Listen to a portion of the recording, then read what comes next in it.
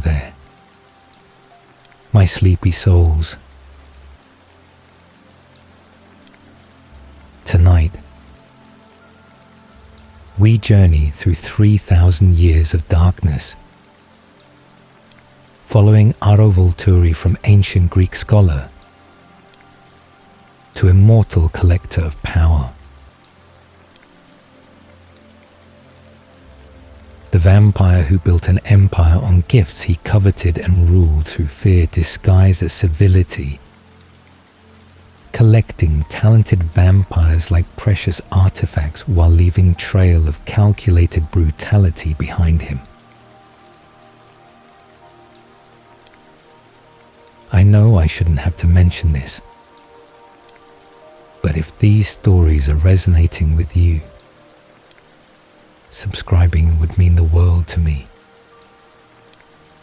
I'm aiming to build this community as we begin 2026, and it keeps me motivated to bring you more Twilight content. Thank you. As you settle in, I'm curious where you're listening from and what draws you to the Volturi's dark history. You can tell me in the comments. Now, let's begin. Let Aro's ancient story carry you gently into rest. Aro was born approximately 1300 years before the Common Era in ancient Greek city-state, during the Mycenaean civilization that dominated the Mediterranean world before the Bronze Age collapse, would devastate the region, and would end the palace cultures that had characterized Greek life for centuries. The exact location of his birth is lost to history in ways that 3,000 years inevitably erase details that were not recorded in writing, and that existed only in oral traditions that died with the people who carried them. But evidence from his later behavior and his later philosophical inclinations suggests he came from one of the major palace centers where literacy and learning were concentrated among the ruling classes, who had access to education and who had leisure to contemplate questions beyond simple survival. His human family was likely part of the administrative or priestly class, based on his evident literacy and his evident familiarity with political structures that would have been opaque to common people, whose lives revolved around agriculture and craft production, rather than around governance and religious ritual. The Mycenaean world was highly stratified society, where palace bureaucracies controlled economic production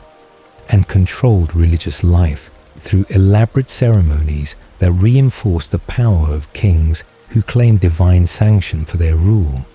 and who maintained authority through combination of military force and religious legitimacy. Aro's position within this world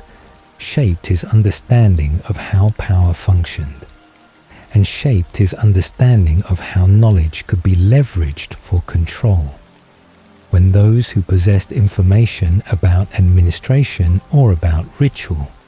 could influence outcomes and could elevate their status within rigid hierarchical systems. His human nature was characterized by insatiable curiosity and by drive to understand mechanisms underlying human behavior and underlying social organization. His mind drawn to questions about why people acted as they did, and about how societies maintained order or descended into chaos when leadership failed or when external pressures overwhelmed existing structures. He studied what passed for philosophy in that era, before Greek thought would develop into the systematic inquiry that would characterize the classical period over 500 years later. His intellectual appetite focusing on practical questions about governance and about human nature, rather than on abstract metaphysics or on pure logic that had not yet been invented as distinct disciplines separate from religious and political thought. The catastrophe that ended his human life came during one of the periodic upheavals that characterized the late Mycenaean period, when the palace systems were collapsing under pressure from internal strife and from external invasions, and from environmental disasters that included drought and famine and earthquakes that destroyed infrastructure and destroyed the economic networks that had sustained the complex societies of the Bronze Age Mediterranean. The specific nature of the disaster that struck his city is uncertain, but possibilities include plague outbreak that devastated urban populations living in close quarters without understanding of disease transmission, or military assault from raiding peoples known collectively as the Sea Peoples, who were destroying civilizations throughout the eastern Mediterranean during this period, or internal rebellion when lower classes revolted against palace elites whose authority had been undermined by their failure to protect their people from disaster. Aro was dying from whatever catastrophe had befallen his city when the vampire found him, his body broken by violence or consumed by disease, while his mind remained sharp and remained aware that death was approaching, and that everything he had studied and everything he had learned would be lost when his consciousness ceased and when his accumulated knowledge died with him. The vampire who discovered him was ancient even by vampire standards, a creature who had existed for perhaps 1,000 years already, and who had witnessed the rise and fall of civilizations, and who moved through human world like scholar observing fascinating but ultimately ephemeral phenomena that bloomed and died while vampires continued unchanged across centuries. The decision to transform Aro, rather than to allow him to die, or rather than to drink from him and end his life quickly, came from the vampire's recognition of something unusual in the dying human's mind, some quality of thought or some intensity of will that suggested he might be interesting companion, or might develop into vampire worth knowing. Across the long centuries, when most newborn vampires proved to be tedious, and proved to be concerned only with feeding and with basic survival, rather than with questions about existence or about the nature of their condition. The transformation was offered as gift and as opportunity, rather than being imposed without consent, the vampire explaining what transformation would mean and what it would cost, and allowing Aro to choose between death as human and immortality as vampire despite his broken body and despite his weakness, making informed consent questionable at best. Aro accepted without hesitation because the alternative was oblivion, and because his hunger for knowledge exceeded his attachment to humanity, or exceeded his concern about the moral implications of becoming predator, who would need to kill humans to survive. The 3 days of transformation burned through his dying body and rebuilt him into something that could not die, and that would not age, and that would possess strength and speed that exceeded human capacity by orders of magnitude that made him effectively different species rather than simply being an enhanced version of what he had been. The pain was extraordinary, but was bearable when compared to the prospect of gaining eternity to learn, an eternity to understand, an eternity to accumulate the knowledge that mortal lifetime could never contain, no matter how dedicated the scholar or how impressive the memory. The awakening brought clarity that exceeded anything he had experienced as human, his vampire senses showing him world in detail that human perception could never achieve, and his vampire mind processing information with speed and with precision that made his human cognition seem sluggish and seem limited in retrospect. But the true revelation came with his first touch of another being after transformation, his hand making contact with his creator's arm. And suddenly his mind flooded with thoughts and memories and emotions that were not his own,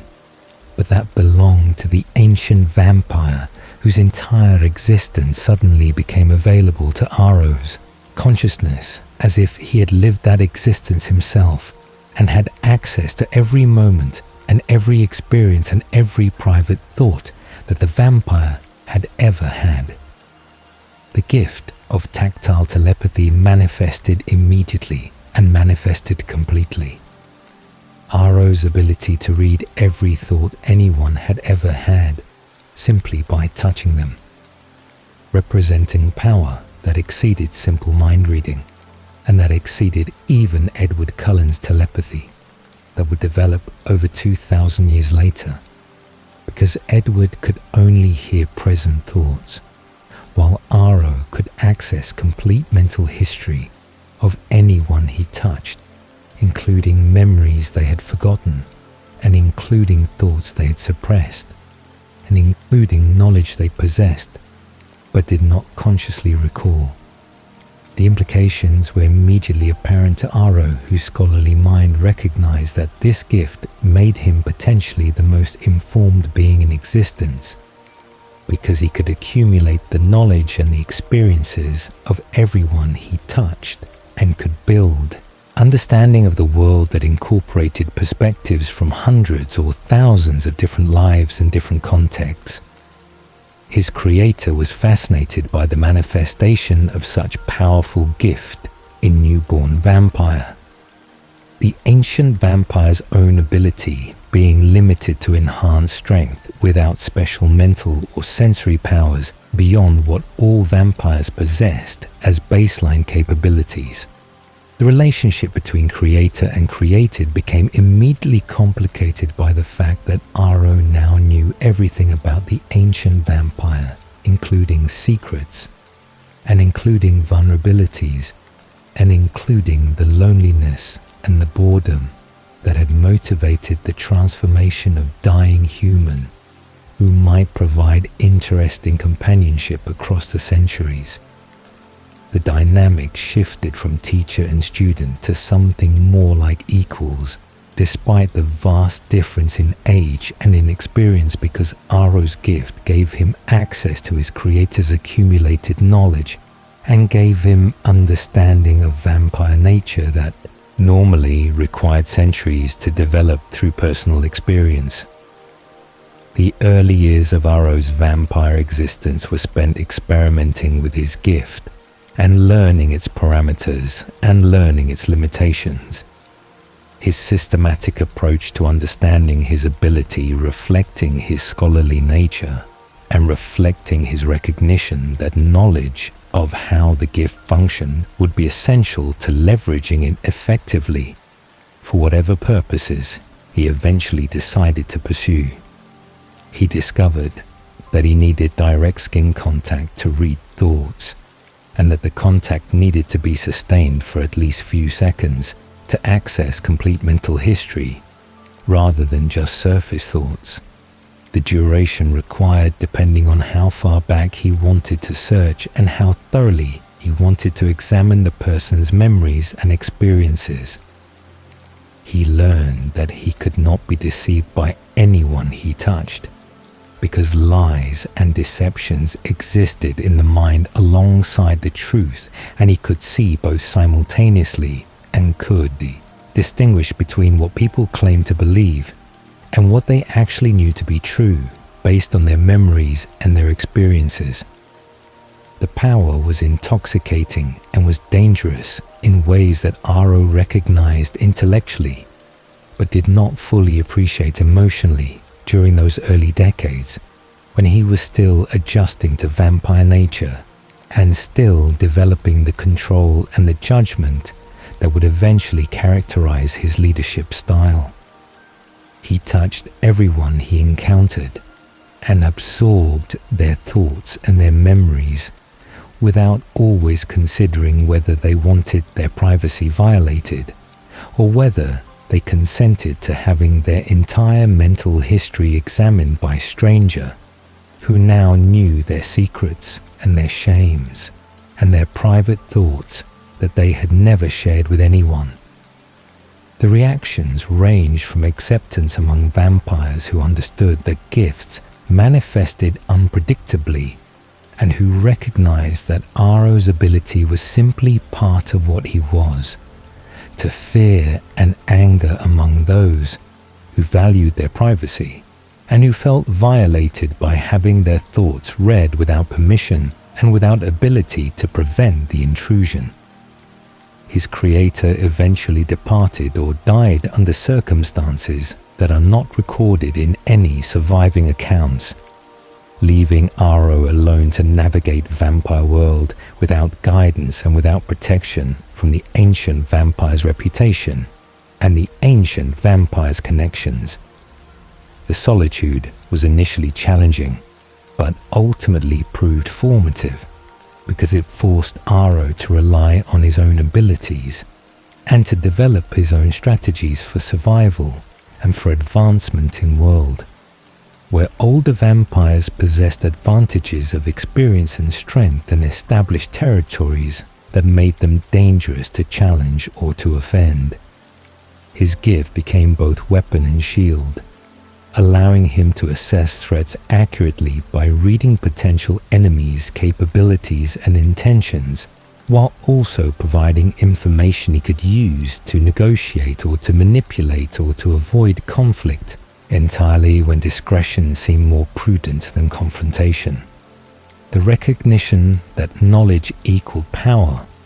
became central to Aro's developing philosophy and became foundation for everything he would eventually build across the following millennia. He understood that his gift gave him access to information that no one else could obtain, and that this information could be converted into influence and into control when used strategically and when applied systematically to accumulate understanding of vampire world's power structures and vampire world's key figures and vampire world's unwritten rules and customs that governed interactions between covens and between individuals. He began to envision possibility of creating organization that would be built on information and would be built on understanding of relationships and motivations and capabilities, structure that would use knowledge as its foundation, rather than relying solely on physical strength or on combat abilities that other vampires might possess in greater measure than he possessed, despite his considerable vampire strength. The early experiments in using his gift for strategic purposes taught him that vampires with special abilities were rare and were valuable, their gifts providing capabilities that could not be easily replicated and that could provide decisive advantages in conflicts or in negotiations, or in any situation where having unique capability made difference between success and failure. He began to seek out gifted vampires deliberately and began to study their abilities with same systematic approach he applied to everything. His goal being to understand how gifts functioned and how they might be combined, or how they might be leveraged to create effects that exceeded what individual gifts could achieve in isolation. The vision was forming slowly, but was forming clearly. He would build something unprecedented by collecting gifted vampires and by organizing them into structure that would be more powerful than some of its parts, because the gifts would complement each other. and would cover each other's weaknesses and would create organization that could not be easily challenged or easily defeated by individual vampires or by traditional covens. The decades following Aro's creator's departure were spent in solitary wandering through the ancient Mediterranean world, his path taking him from the collapsed Mycenaean territories through the emerging city-states that would eventually become classical Greece, and through the established civilizations of Egypt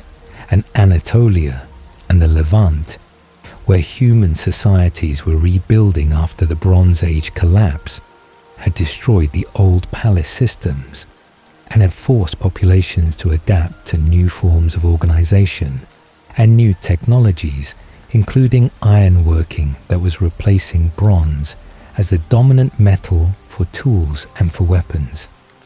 Aro moved through this world as observer and as predator, his feeding habits not yet refined into any particular philosophy beyond basic survival and beyond avoiding detection by human populations who still remembered vampires in their folklore and who still told stories about blood-drinking demons that haunted the night and that killed travelers and villagers who strayed too far from firelight and from the protection of community.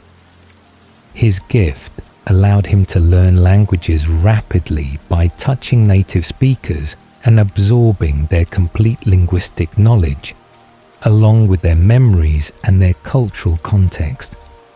The ability making him effectively fluent in every language spoken by anyone he encountered, and making him able to move between different human cultures with ease that solitary vampires rarely achieved, when they were limited to regions where they could communicate and where they understood local customs well enough to avoid standing out as strangers whose presence might attract unwanted attention. The accumulation of knowledge continued systematically as Aro touched humans and touched vampires and absorbed their experiences and their understanding of their respective worlds. His mental library growing to include perspectives from dozens of different cultures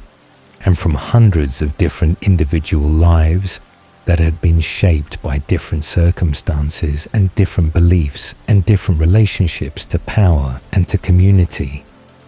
The meeting with Marcus happened in approximately 1200 years before the Common Era in territory that would eventually become part of the Roman Empire,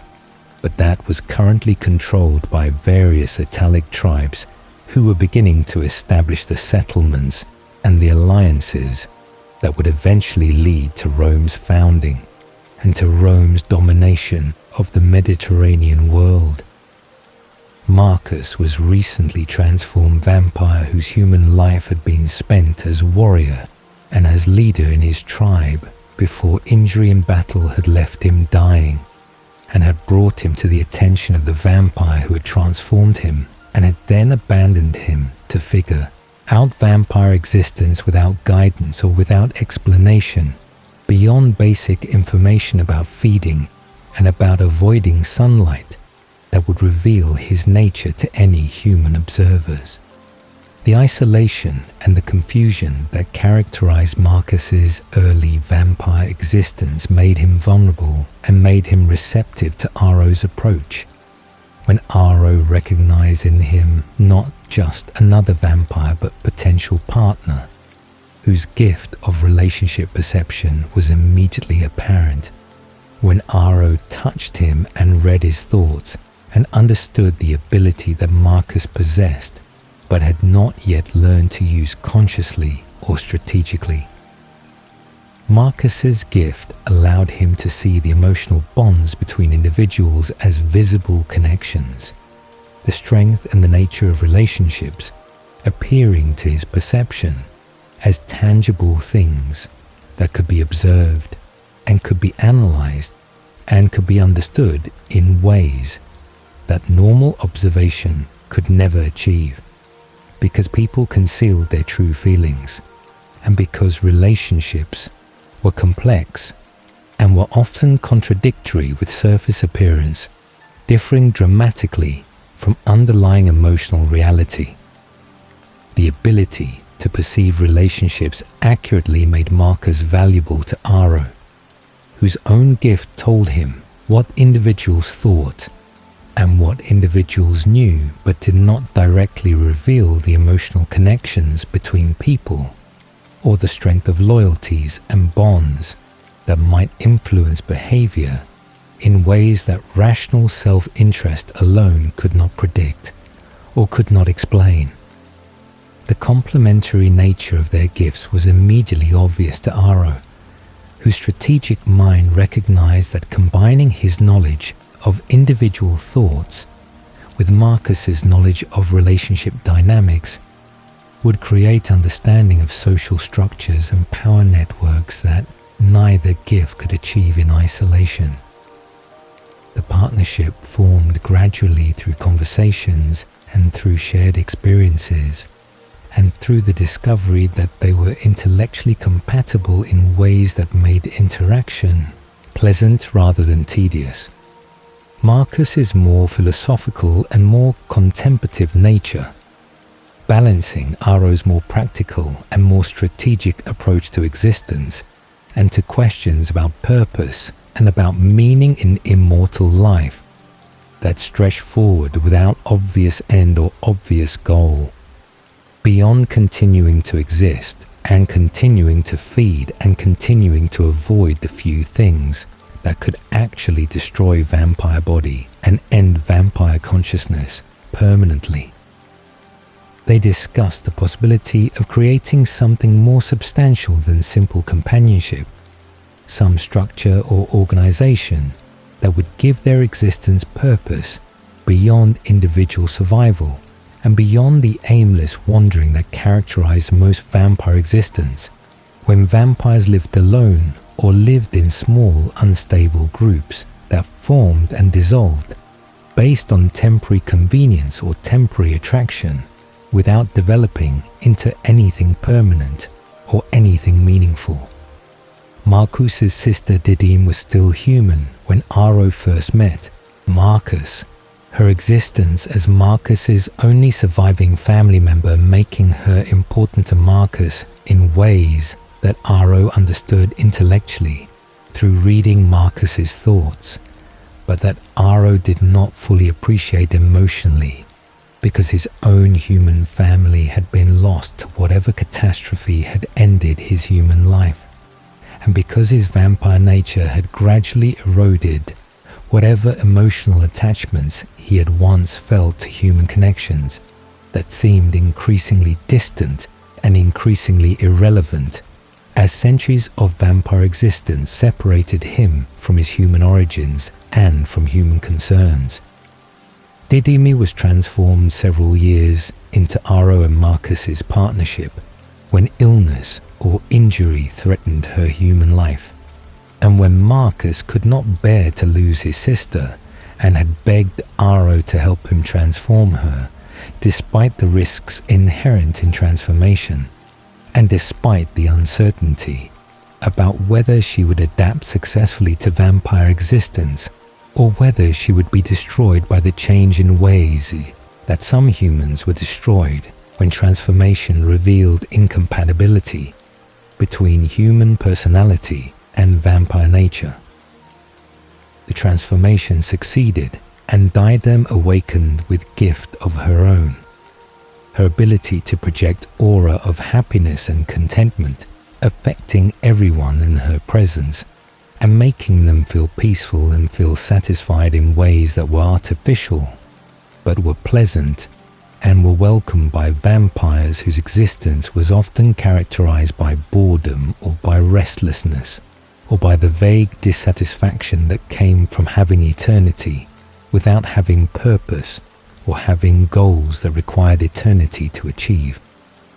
Her gift made her popular and made her valuable in ways that went beyond her relationship to Marcus, though the mate bond that formed between Marcus and Didyme shortly after her transformation created connection that exceeded sibling relationship and that became the defining relationship in Marcus's existence, and the source of his contentment, and his engagement with the world, and with the plans that Aro was beginning to articulate about creating vampire civilization based on law and based on order, rather than on the chaos and the randomness that currently characterized Vampire World. Caius joined their growing group several decades later under circumstances that revealed his character and revealed his potential usefulness to the organization that Aro was envisioning. Caius had been captured by humans who had discovered his vampire nature through careless feeding or through accident, that had exposed him to sunlight or through some other circumstance that had revealed what he was to population, that still remembered vampire folklore, and that still believed in supernatural threats that required supernatural responses, including fire and including ritualistic destruction of bodies to prevent them from rising or from returning to threaten the living. The burning had been intended as execution, but had been interrupted before completion. Caius's vampire durability, allowing him to survive despite horrific injuries that would have killed human instantly, and that left him severely damaged, but still conscious, and still capable of healing if given time and given blood, to fuel the regeneration that vampire bodies could achieve when fed adequately. Aro and Marcus found Caius during the aftermath and provided him with blood and with protection during his recovery. The assistance creating debt and creating connection that Caius acknowledged through his willingness to listen to Aro's vision and through his eventual agreement to join the partnership that was evolving into Coven, and that was evolving into something more structured and more purposeful than typical vampire groupings. Caius's experience with human cruelty had left him with hatred of humans that exceeded normal vampire indifference or normal vampire view of humans as prey species. His desire for revenge and his desire to see humans controlled and punished, making him advocate for harsher measures and for more systematic suppression of human populations in ways that Aro recognized could be useful for enforcement purposes and for intimidation purposes, even if Aro did not share Caius's emotional investment in punishing humans for being human. The three vampires became triumvirate through explicit agreement rather than through accident or through simple friendship. Their decision to formalize their partnership into leadership structure,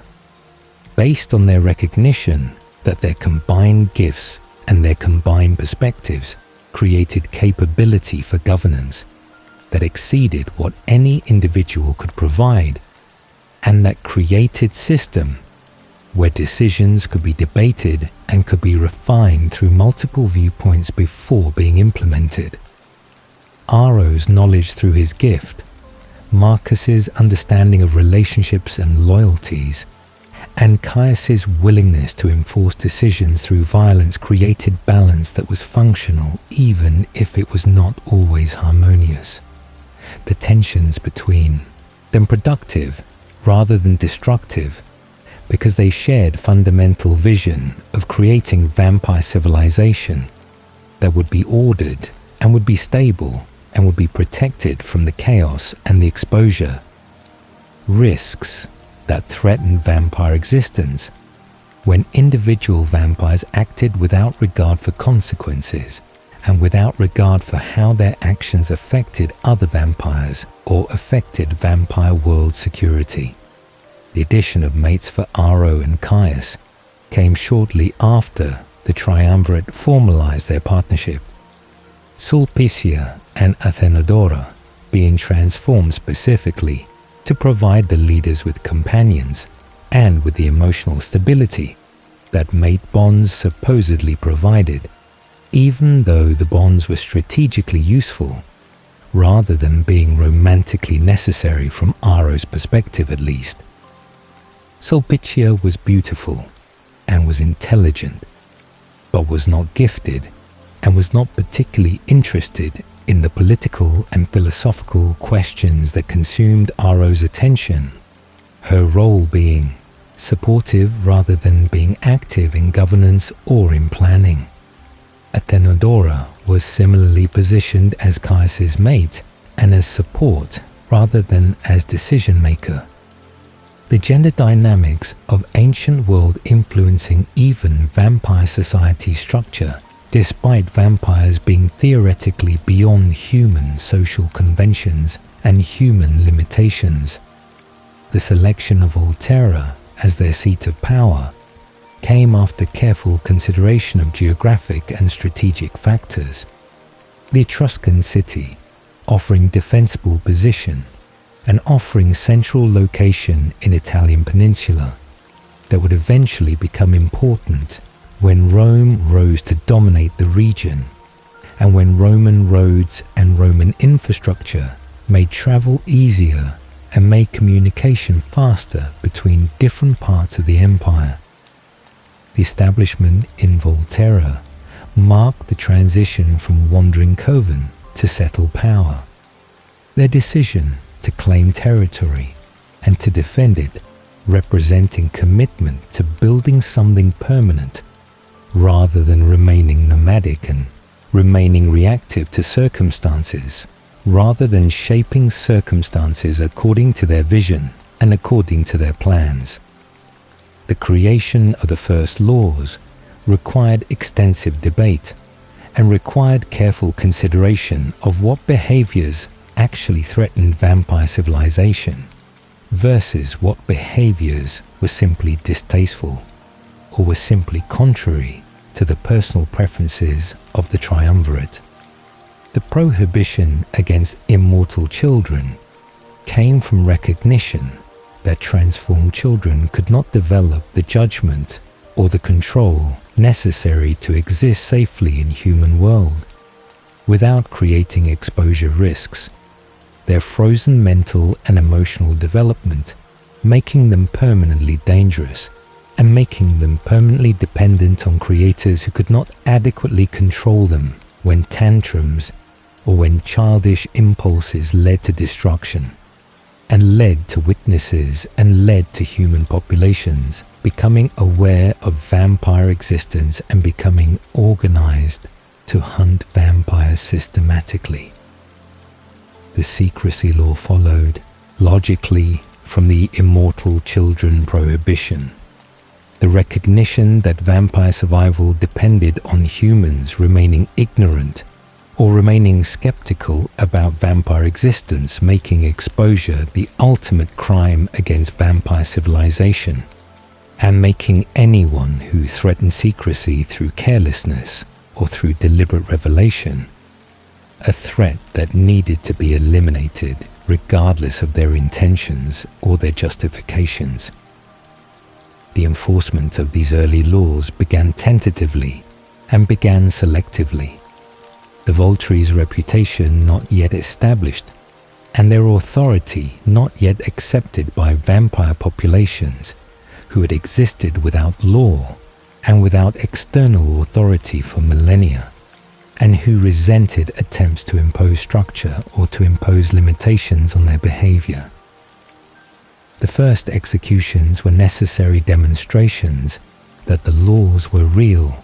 and that violations would result in destruction regardless of the violator's age or the violator's power or the violator's connections to other vampires who might object to the Volturi's interference. The brutality was calculated and was public when possible,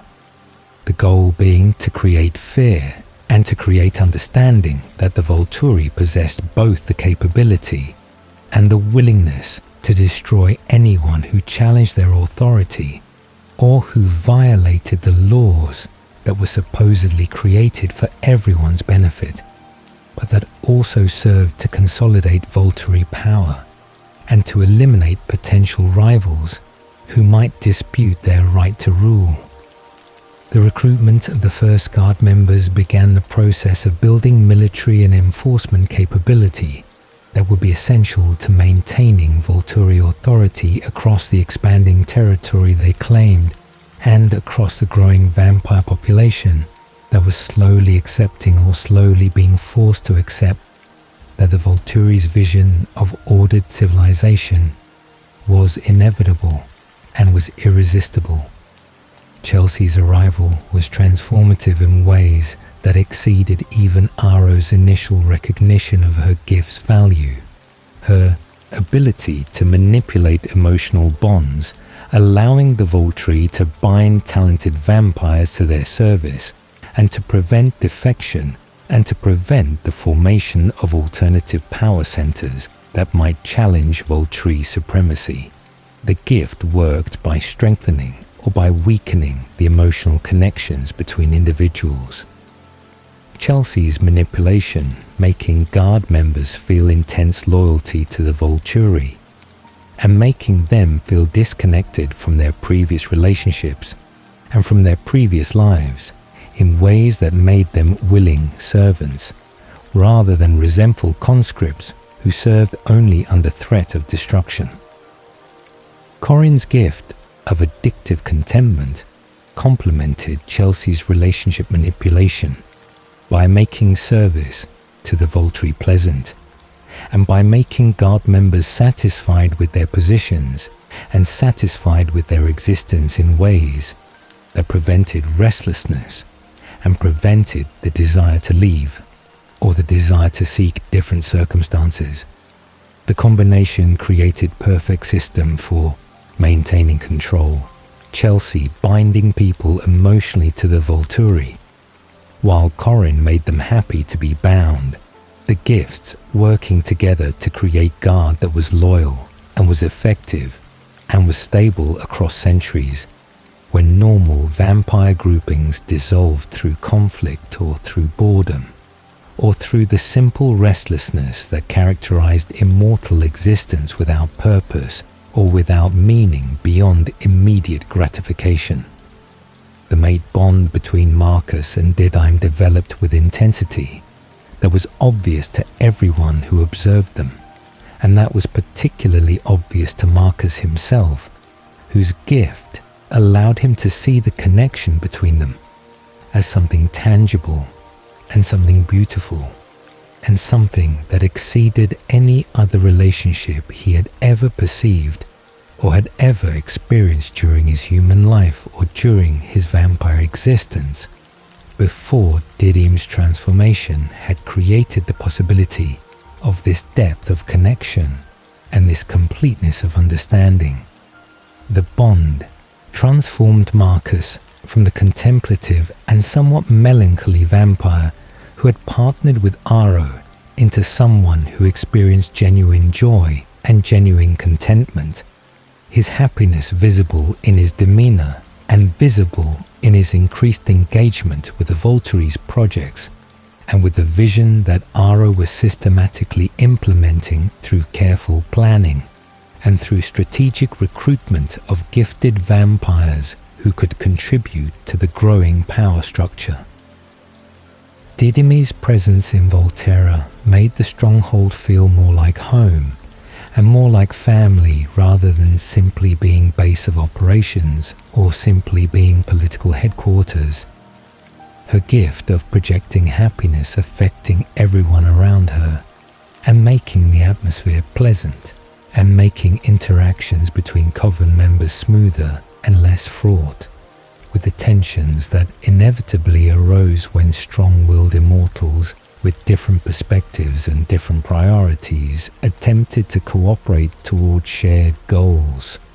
that sometimes conflicted with individual desires or individual philosophies. Her warmth and her genuine kindness made her beloved by the Guard members and beloved by the other Coven members, including Aro, who valued her contribution to Coven stability and who valued the positive effect she had on Marcus's mood and on Marcus's willingness to participate actively in governance and in planning rather than withdrawing into philosophical contemplation that rendered him less useful for practical purposes. But the mate bond that brought Marcus such profound happiness also created vulnerability that became increasingly apparent as the bond deepened, and as Marcus's focus shifted from the Volturi's mission toward his relationship with Didyme and toward the private world they were creating together within the larger structure of the Coven. Didyme began to express desire to leave Volterra and to leave the Volturi entirely, her nature being fundamentally peaceful and fundamentally uninterested in power or in politics or in the enforcement activities that were becoming increasingly brutal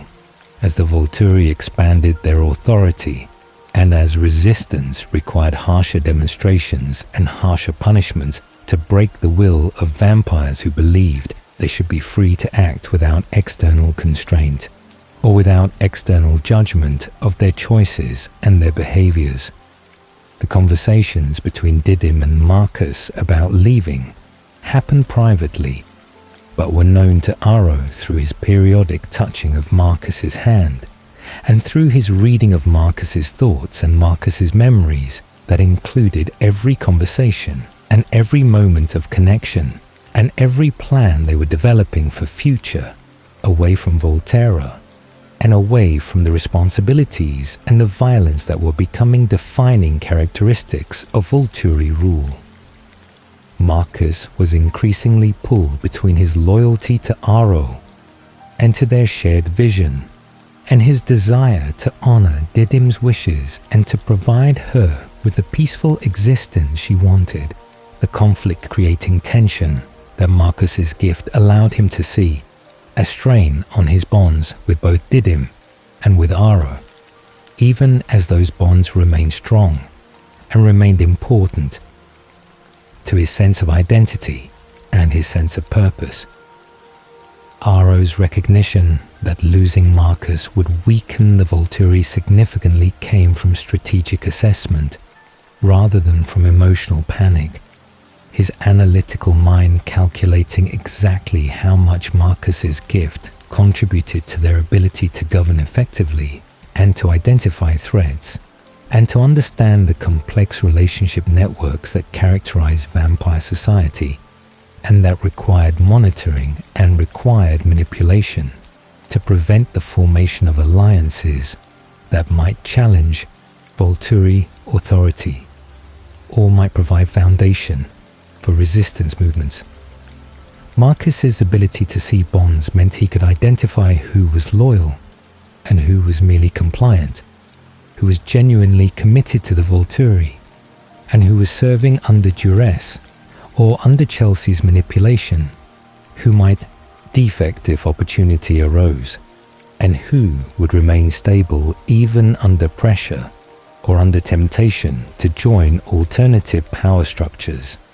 The internal conflict that Aro experienced while contemplating what to do about Marcus's potential departure was genuine, but was ultimately overwhelmed by his commitment to the Volturi's mission and by his conviction that creating vampire civilization required sacrifices and required difficult choices that served the greater good, even when they contradicted personal relationships or contradicted emotional attachments that might otherwise influence decision-making. Didyme was his sister through her bond with Marcus, and was family in ways that should have protected her and that should have made her inviolable, regardless of her wishes or her plans.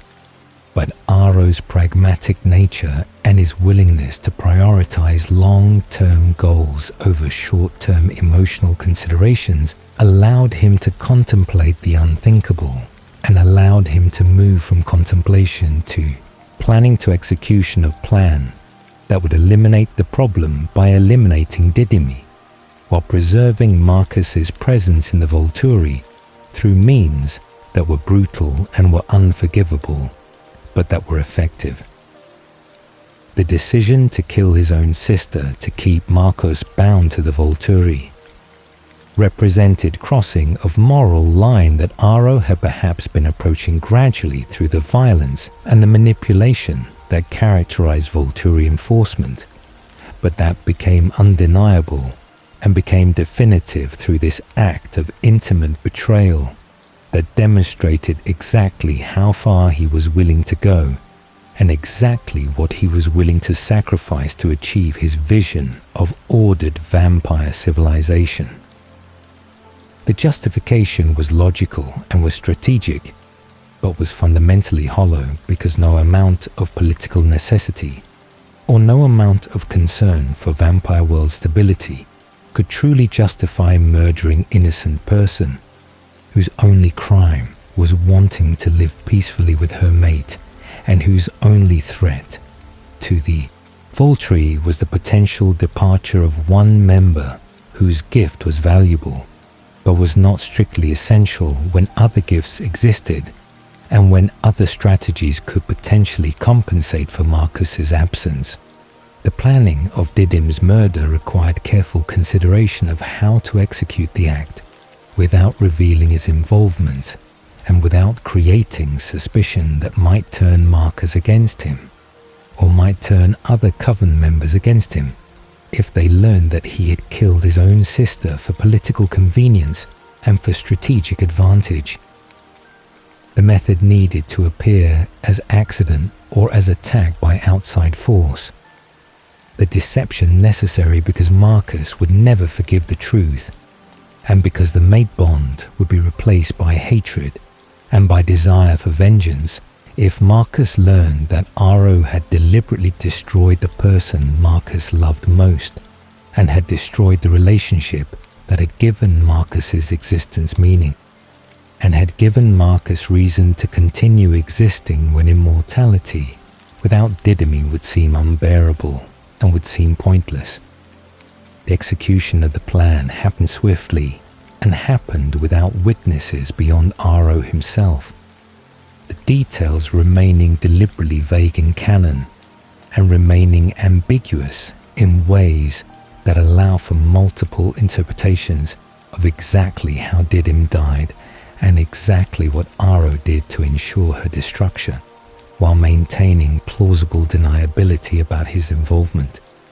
The destruction of vampire body requires dismemberment and requires burning.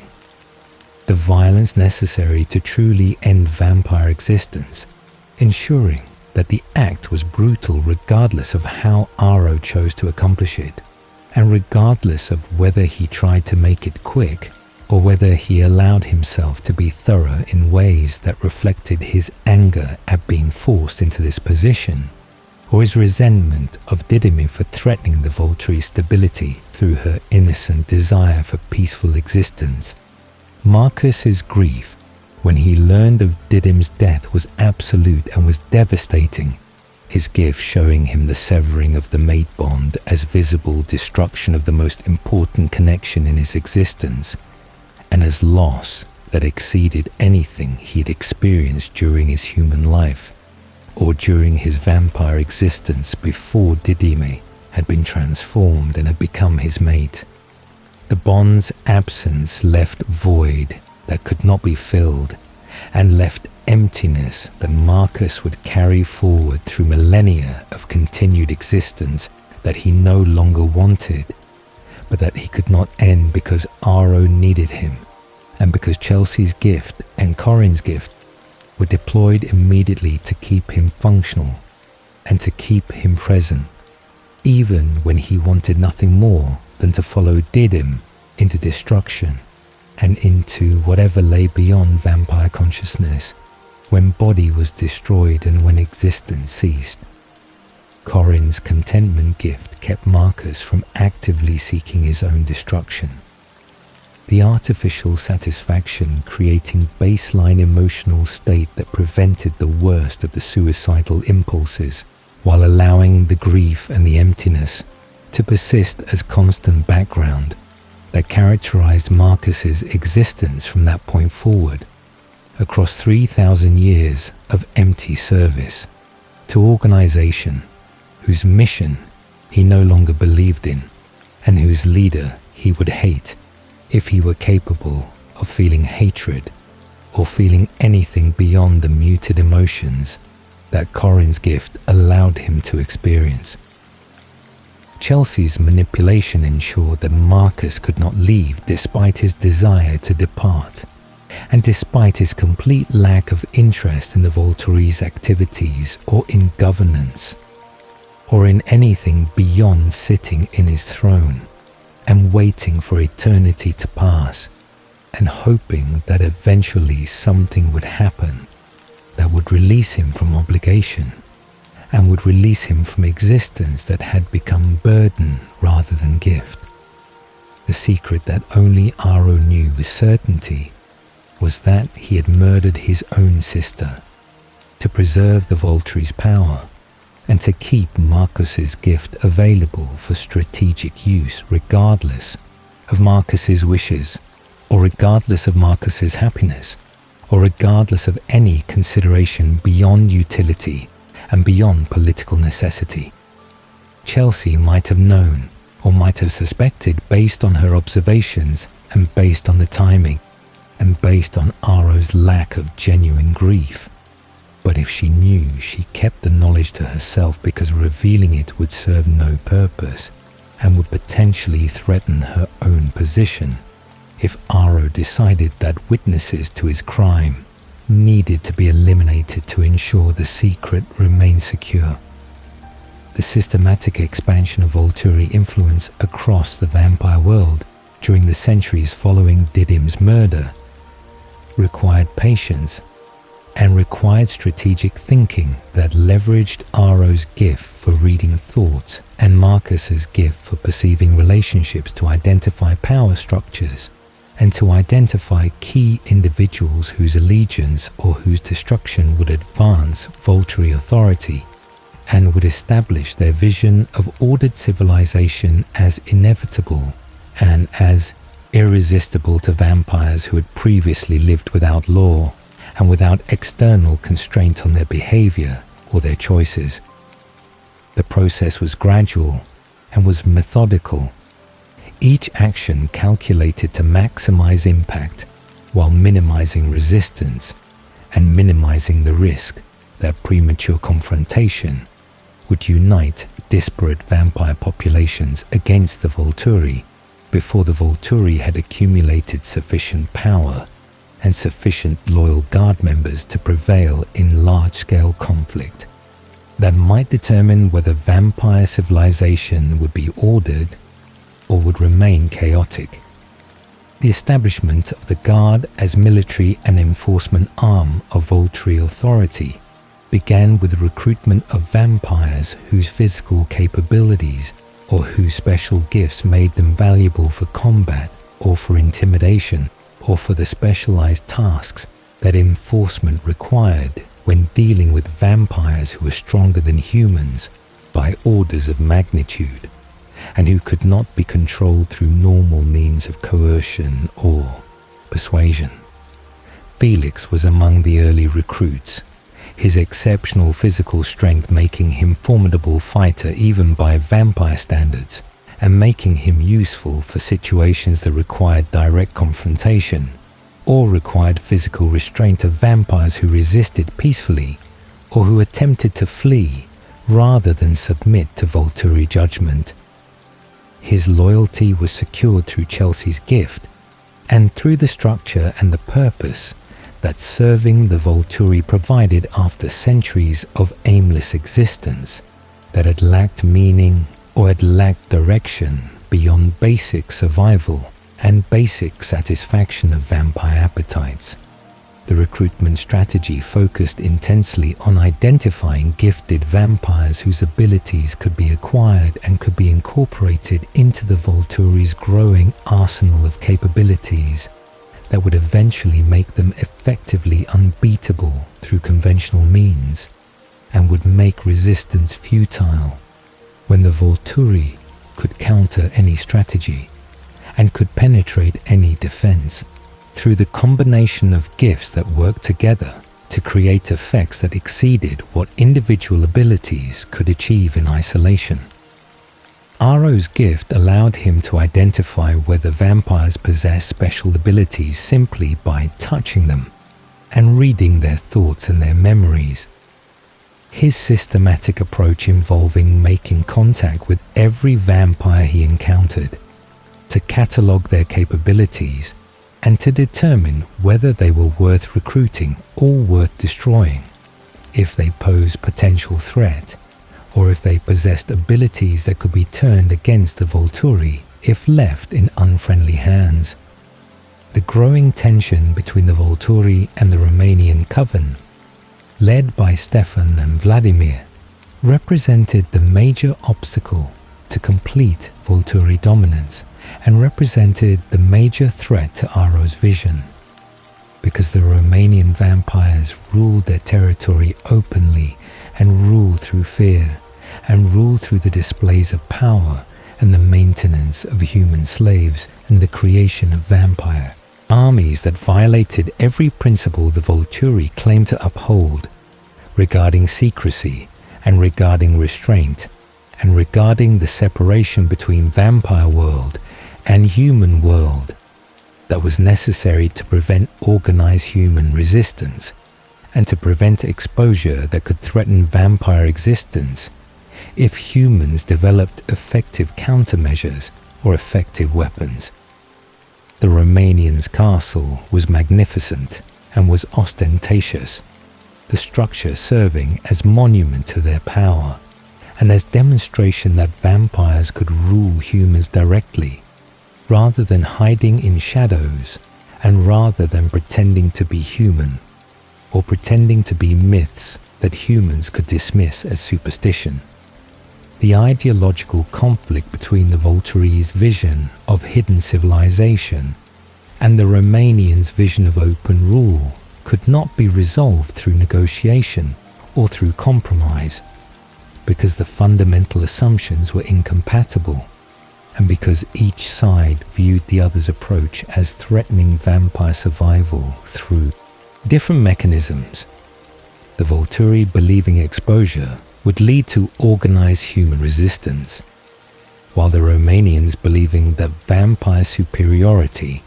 made human resistance irrelevant and made hiding unnecessary, when vampires could simply dominate through superior strength and superior abilities. The philosophical disagreement made eventual military confrontation inevitable, both sides recognizing that vampire world was not large enough to accommodate two competing visions and two competing power structures that claimed authority over the same populations and the same territories. The systematic collection of combat-oriented gifts accelerated as conflict with the Romanians became more likely and became more imminent. Aro's recognition that winning the eventual war would require decisive advantages and would require capabilities that could break the Romanians' defenses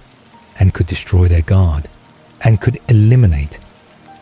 their leadership quickly enough that resistance would collapse rather than dragging into prolonged conflict that could destabilize vampire civilization and could create opportunities for other powers to emerge or for chaos to return to regions where order was being established through Volturi enforcement. The search for devastating offensive capabilities led eventually to discovery of the twins whose human lives were ending in medieval village,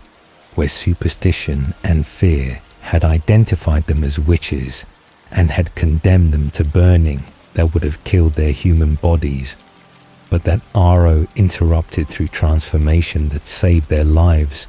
and condemned them to immortality they had not chosen and had not requested, but that came with gifts that would make them the most feared vampires in existence. Jane and Alex's human backstory involved persecution and involved terror. Their apparent ages of 12 or 13 years old, making their transformation technically violation of the spirit, if not the letter of the Immortal Children prohibition because they were young enough that their judgment and their emotional development were not fully mature by human standards and might never fully mature given that transformation would freeze them at their current developmental stage forever.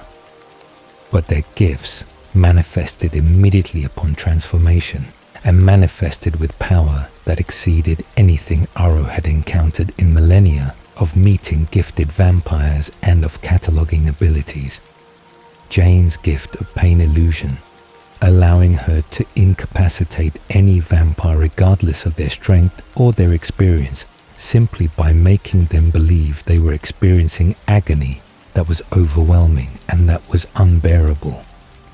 And that made resistance impossible and made submission inevitable when the alternative was continued suffering that had no physical cause, but that felt completely real to the victim's mind and to the victim's perception. Alec's gift of sensory deprivation complemented Jane's pain illusion perfectly through opposite mechanism. His ability, creating misty cloud that cut off all senses from anyone it touched, and left them blind and deaf, and unable to feel anything, or unable to perceive their surroundings, or unable to defend themselves, or unable to flee, when they could not see where they were going, or could not hear approaching threats. The combination made the twins devastating in combat and devastating as enforcement tools, their abilities allowing the Volturi to subdue any vampire or any group of vampires without requiring physical confrontation and without requiring the risks that normal combat involved even for skilled fighters or for numerically superior forces. Aro's treatment of the twins revealed both his capacity for genuine affection and his capacity for manipulation, and for using people as tools regardless of their age or their vulnerability or their dependence on him for protection and for guidance in vampire world that would otherwise be hostile or dangerous to vampires who appeared so young and who might be mistaken for immortal children by vampires who did not know their history or who did not understand that they had been transformed from adolescents rather than from actual children. Jane's devotion to Aro developed into something absolute and something that bordered on worship. Her loyalty complete and her willingness to serve him unquestioned because he had saved her from the fire and because he valued her when her human community had condemned her and because he gave her power when her human life had been characterized by powerlessness and by persecution.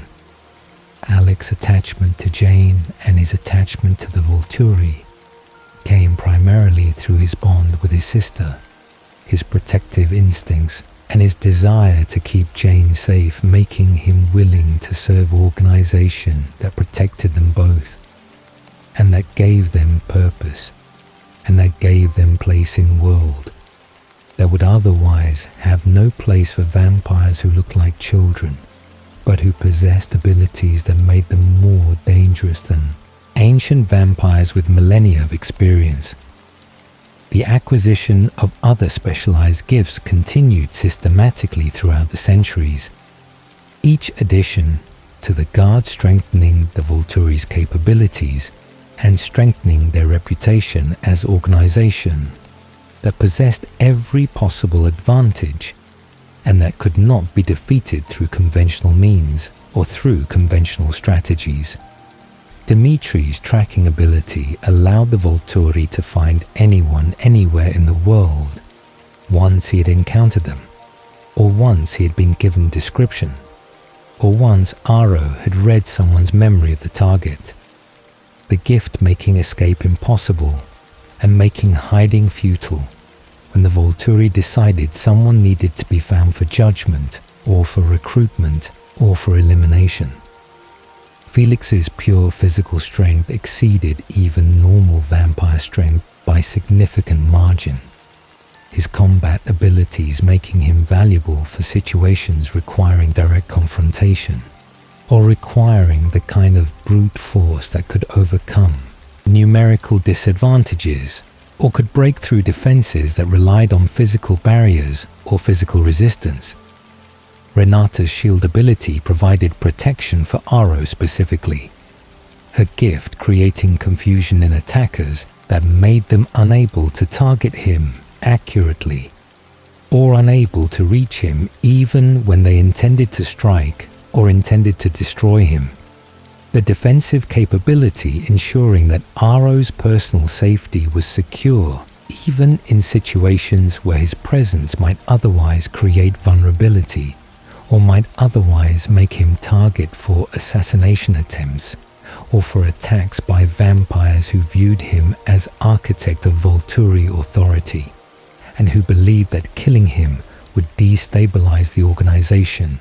or would create opportunity for power vacuum that could be exploited by rivals or by resistance movements. The growing arsenal of gifts under Volturi command created situation where challenging them became increasingly impractical and increasingly suicidal. The reputation of their capabilities spreading through vampire world and creating fear that served enforcement purposes as effectively as actual demonstrations of power, because vampires who heard stories about Jane's torture and about Alex's sensory deprivation and about Dimitri's perfect tracking chose submission over resistance and chose compliance over testing whether the stories were accurate or whether they were exaggerated for propaganda purposes. The enforcement of laws became more brutal and became more public as the Volturi's confidence grew, and as their power became unquestionable, the executions serving as demonstrations that reinforced their authority and that reminded vampire populations that disobedience would be met with swift destruction, and that ignorance of laws was not acceptable excuse or acceptable defense when the Volturi's representatives were systematically spreading information about what was prohibited and what was required for vampires who wanted to continue existing without attracting Volturi attention or Volturi judgment. Aro's personal involvement in trials and in judgments served multiple purposes simultaneously. His gift allowing him to determine truth with certainty that conventional investigation could never achieve, and his presence lending gravity and lending legitimacy to proceedings that might otherwise seem arbitrary or might otherwise seem like simple exercise of power without justice or without genuine concern for truth or for fairness. His genuine intellectual curiosity about vampire nature and about the variety of circumstances that led to law violations meant that his interest in trials was not entirely performative or entirely political, though the political utility of his participation was obvious and was intentional when his ability to read thoughts made lying impossible and made defenses based on deception or based on concealment futile, when he could see complete history of events and could see motivations and could see whether violations were intentional or were accidental, and whether mercy was warranted or whether destruction was necessary to maintain order and to maintain the deterrent effect that kept other vampires from similar violations. The theatricality and ceremony that developed around Volturi justice reflected Aro's understanding of power's psychological dimensions and reflected his recognition that how authority was exercised mattered as much as whether authority was exercised when the goal was creating civilization that was stable and that was self-enforcing through vampire populations policing themselves rather than requiring constant Volturi intervention or constant Volturi presence. The throne room in Volterra became stage for dramatic confrontations and dramatic revelations. The formal proceedings creating impression of legitimate government, rather than creating impression of simple tyranny or simple violence masquerading as law, though the substance was sometimes difficult to distinguish from tyranny when outcomes were predetermined, and when the process served primarily to justify conclusions that Aro had reached before trials began, and before evidence was formally presented or formally evaluated. The escalating conflicts between the Volturi and the Romanian Coven during the 4th and 5th centuries of the Common Era represented the inevitable collision between incompatible visions of vampire existence and incompatible philosophies about how vampires should relate to human world and to each other. The Romanians' insistence on ruling humans openly and maintaining visible displays of power, creating exposure risks that the Volturi viewed as existential threats to vampire survival, while the Romanians viewed the Volturi's emphasis on secrecy and restraint as cowardice and as unnecessary limitation on vampire potential. When vampire superiority made human resistance manageable through simple application of superior force and superior abilities that humans could not match or could not overcome through any weapon or any strategy available to mortal populations. The Romanian Coven's refusal to submit to Volturi authority was based partly on principle and partly on practical recognition that submission would require dismantling their entire power structure and would require abandoning the lifestyle and the privileges they had cultivated across centuries of unchallenged rule over their territory, their castle serving as monument to their supremacy and as demonstration that vampires could build civilization that was visible and was magnificent rather than hiding in shadows, and rather than pretending to be myths, or pretending to be subject to human laws or human social structures that the Romanians viewed as irrelevant to beings who were immortal and who were powerful beyond anything human civilization could produce or could resist. If vampires chose to exercise their full capabilities without restraint or without concern for human reactions, the ideological differences were irreconcilable because each side's core assumptions contradicted the other's fundamental beliefs about vampire nature and about vampire relationship to humanity. The Volturi believing that vampire survival required invisibility and required careful management of human perceptions to prevent organized resistance movements or prevent development of effective weapons that might threaten vampires if humans understood vampire weaknesses and understood how to exploit them. While the Romanians believed that vampire physical superiority made such concerns irrelevant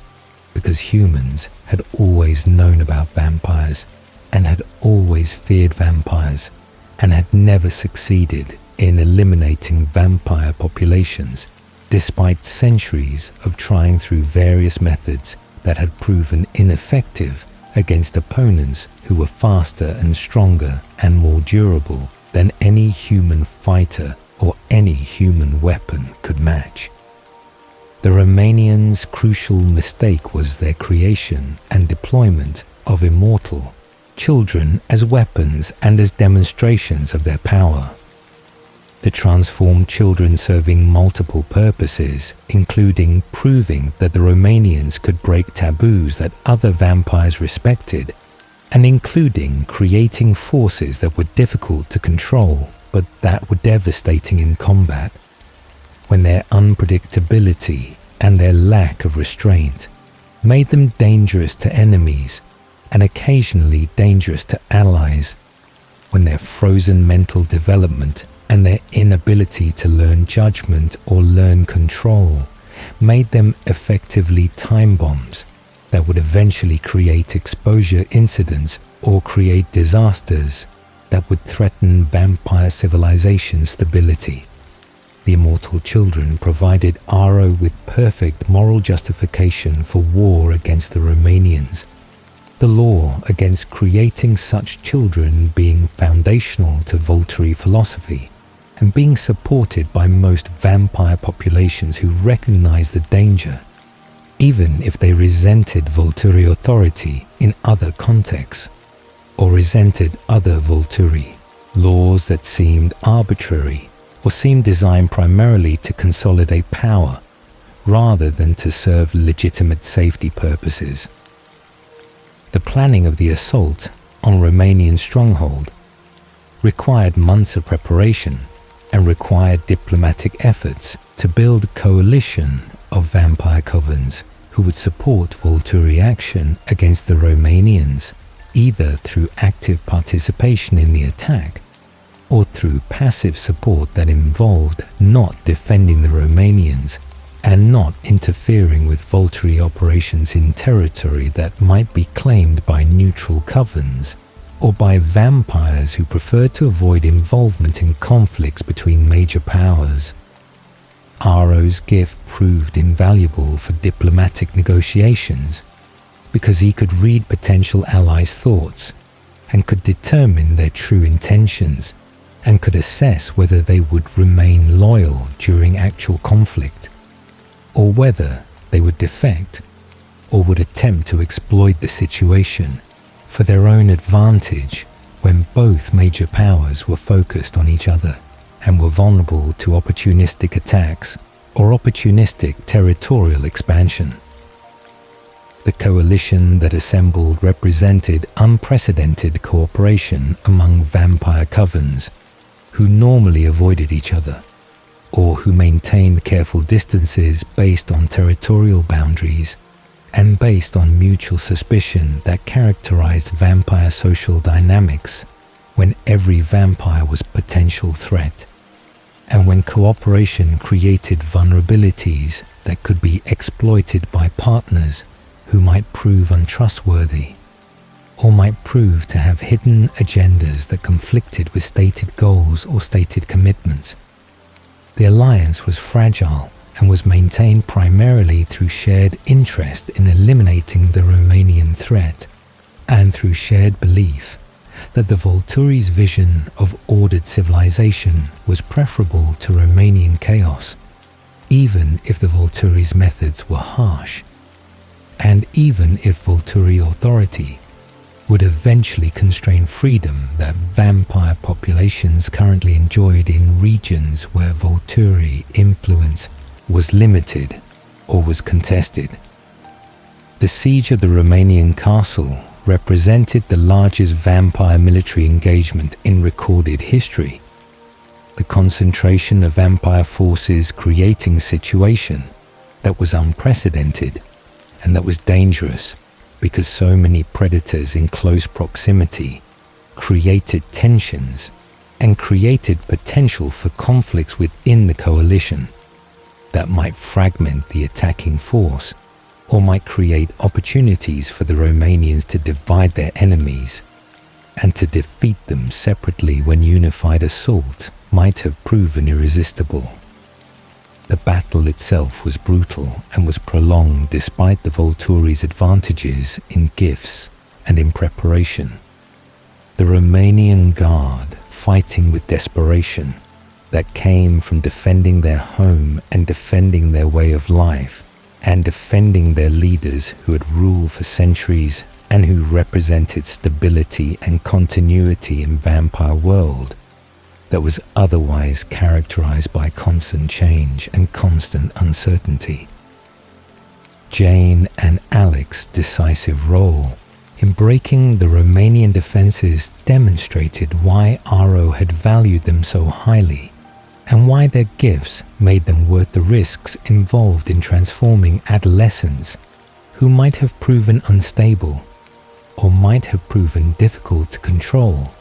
if their loyalty had been less absolute or if their devotion to Aro had been less complete. Jane's pain illusion incapacitated the Romanian strongest fighters and eliminated their advantages in experience or in combat skill. When they were writhing in agony that made defense impossible and made resistance futile. Her ability working equally well on ancient vampires with millennia of existence and on newborn vampires with superior physical strength. The psychological nature of her gift making it unstoppable and making it devastating in ways that physical attacks could never achieve, when vampire durability made conventional combat prolonged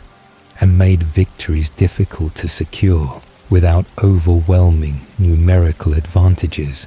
Alex's sensory deprivation cloud swept through the Romanian castle and disabled entire sections of their defense simultaneously. The affected vampires unable to coordinate and unable to retreat and unable to do anything except wait helplessly for Volturi forces to dismember them and to burn them. The execution of disabled opponents being brutal but being necessary when vampire durability made it impossible to capture prisoners who would remain dangerous indefinitely and would require constant guarding and constant restraint that the Volturi could not maintain across the centuries,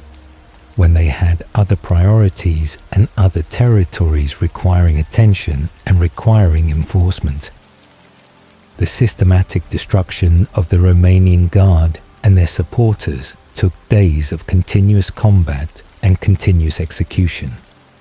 The scale of killing exceeding anything most vampires had witnessed and exceeding anything that had seemed necessary or had seemed justifiable until the actual experience of the siege demonstrated how completely the Romanians had to be defeated to prevent future resistance and to prevent the survival of forces that might regroup and might attempt to reclaim their territory or might attempt to rebuild their power structure. Stefan and Vladimir's escape from the destruction of their coven represented the only significant failure of the Volturi's campaign.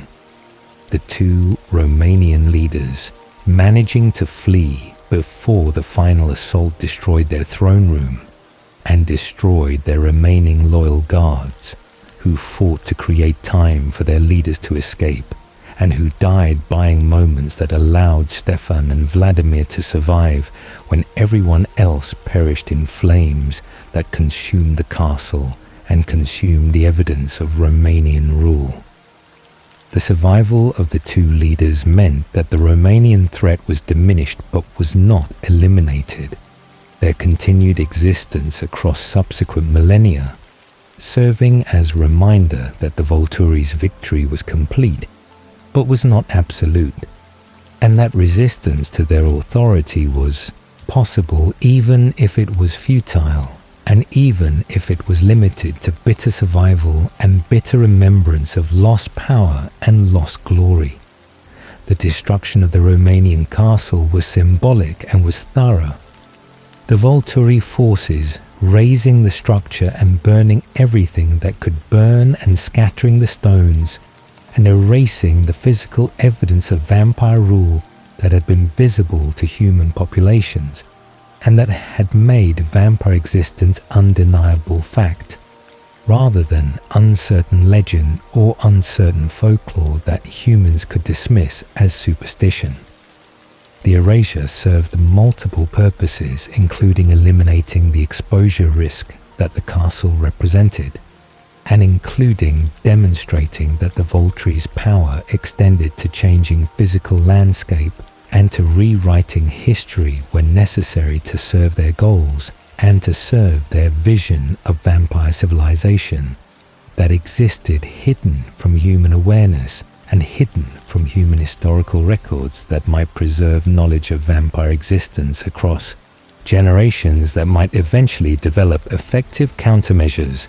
or effective weapons. The aftermath of the Romanian War established the Volturi as unquestioned supreme authority in vampire world. their victory demonstrating that resistance was futile, and that their combination of gifts and their combination of military power made them effectively invincible when challenged directly, or when challenged through conventional warfare that relied on physical strength or relied on numerical superiority that could not overcome the decisive advantages that Jane and Alec provided,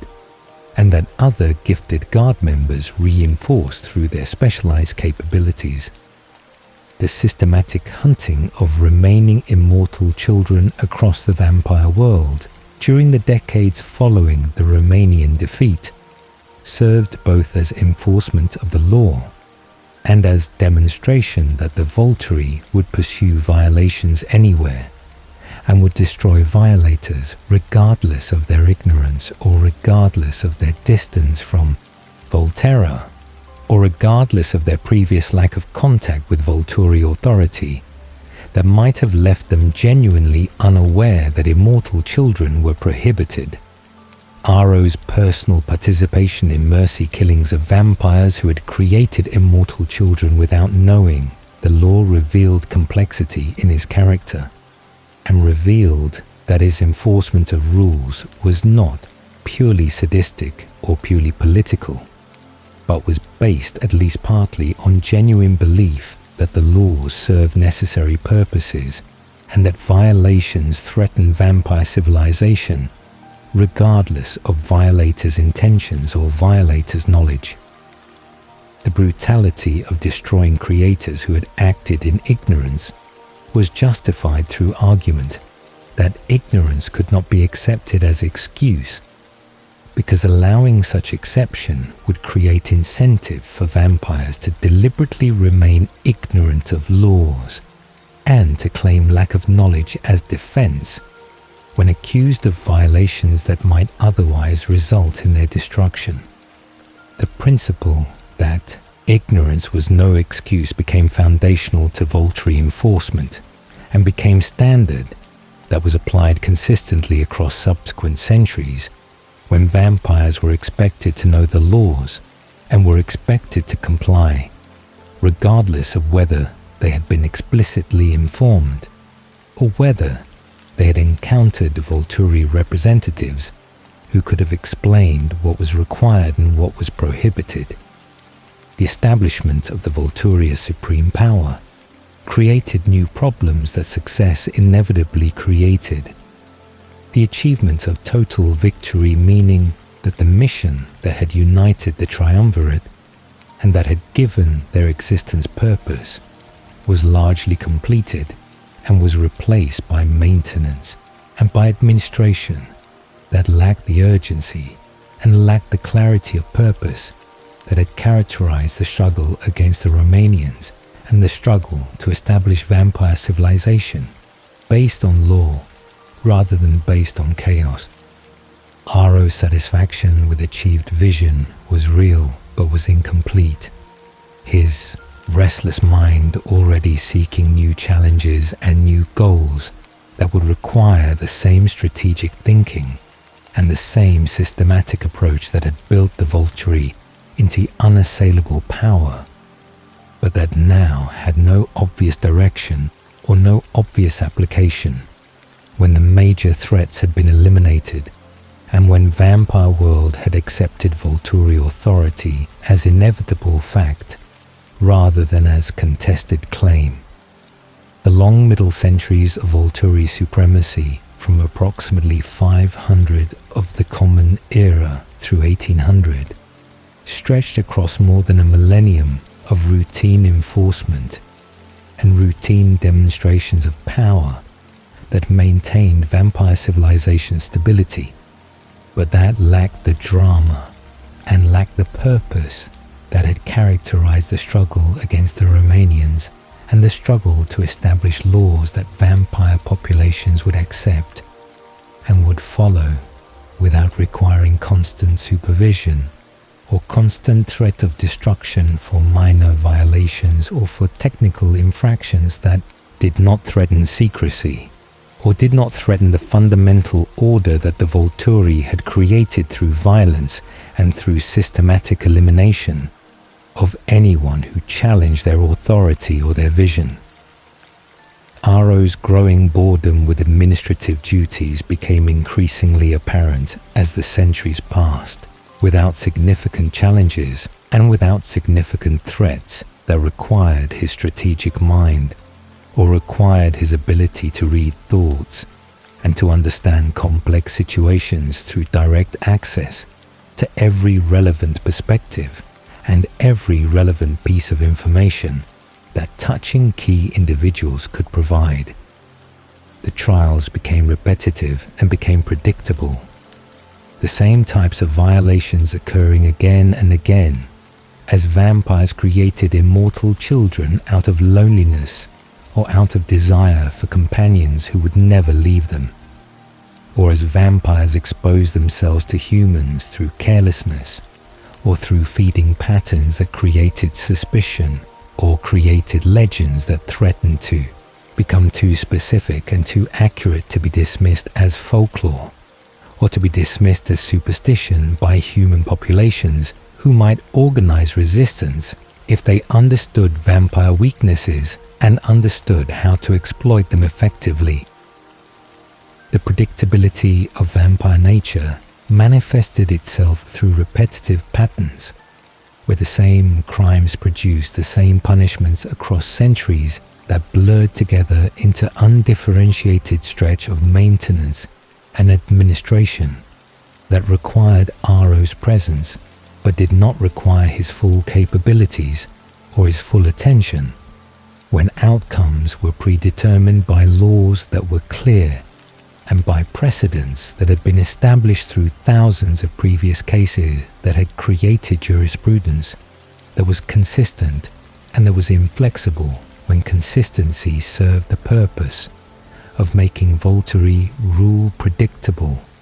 and making consequences certain for vampires who contemplated violations or who believed they might escape punishment through creativity or through circumstances that might distinguish their situations from previous cases. The collection of new guard members continued opportunistically when gifted vampires appeared and when their abilities seemed valuable enough to justify recruitment efforts that sometimes required persuasion and sometimes required coercion and sometimes required the destruction of vampires who refused to join and whose gifts were too dangerous to leave in potentially hostile hands that might eventually be turned against the Volturi, or might eventually be used to support resistance movements or alternative power structures. The failed recruitment attempts were handled with brutal efficiency, Aro's policy being that vampires who possessed valuable gifts and who refused to serve the Volturi could not be allowed to exist independently when their abilities might eventually threaten Volturi supremacy or might eventually provide foundation for challenges that could destabilize vampire civilization or could create conflicts that would require military solutions and would require the kind of large-scale violence that had characterized the Romanian War. The interactions with vampire covens who submitted to Volturi authority created network of relationships that ranged from genuine cooperation and genuine respect to sullen compliance and barely concealed resentment that was managed through Chelsea's manipulation and through periodic demonstrations that reminded subordinate covens that resistance would be met with overwhelming force and with certain destruction, regardless of their size or their location or their history of previous cooperation, that would not protect them if they violated laws or if they challenged Volturi decisions or Volturi interpretations of ambiguous situations where multiple courses of action might seem reasonable, but where only one course would be acceptable to the triumvirate and to the guard members who enforced their will. The Denali Coven's creation and destruction of immortal children represented one of the more significant enforcement actions during this period. Sasha's violation being particularly notable because she had been ancient vampire with centuries of existence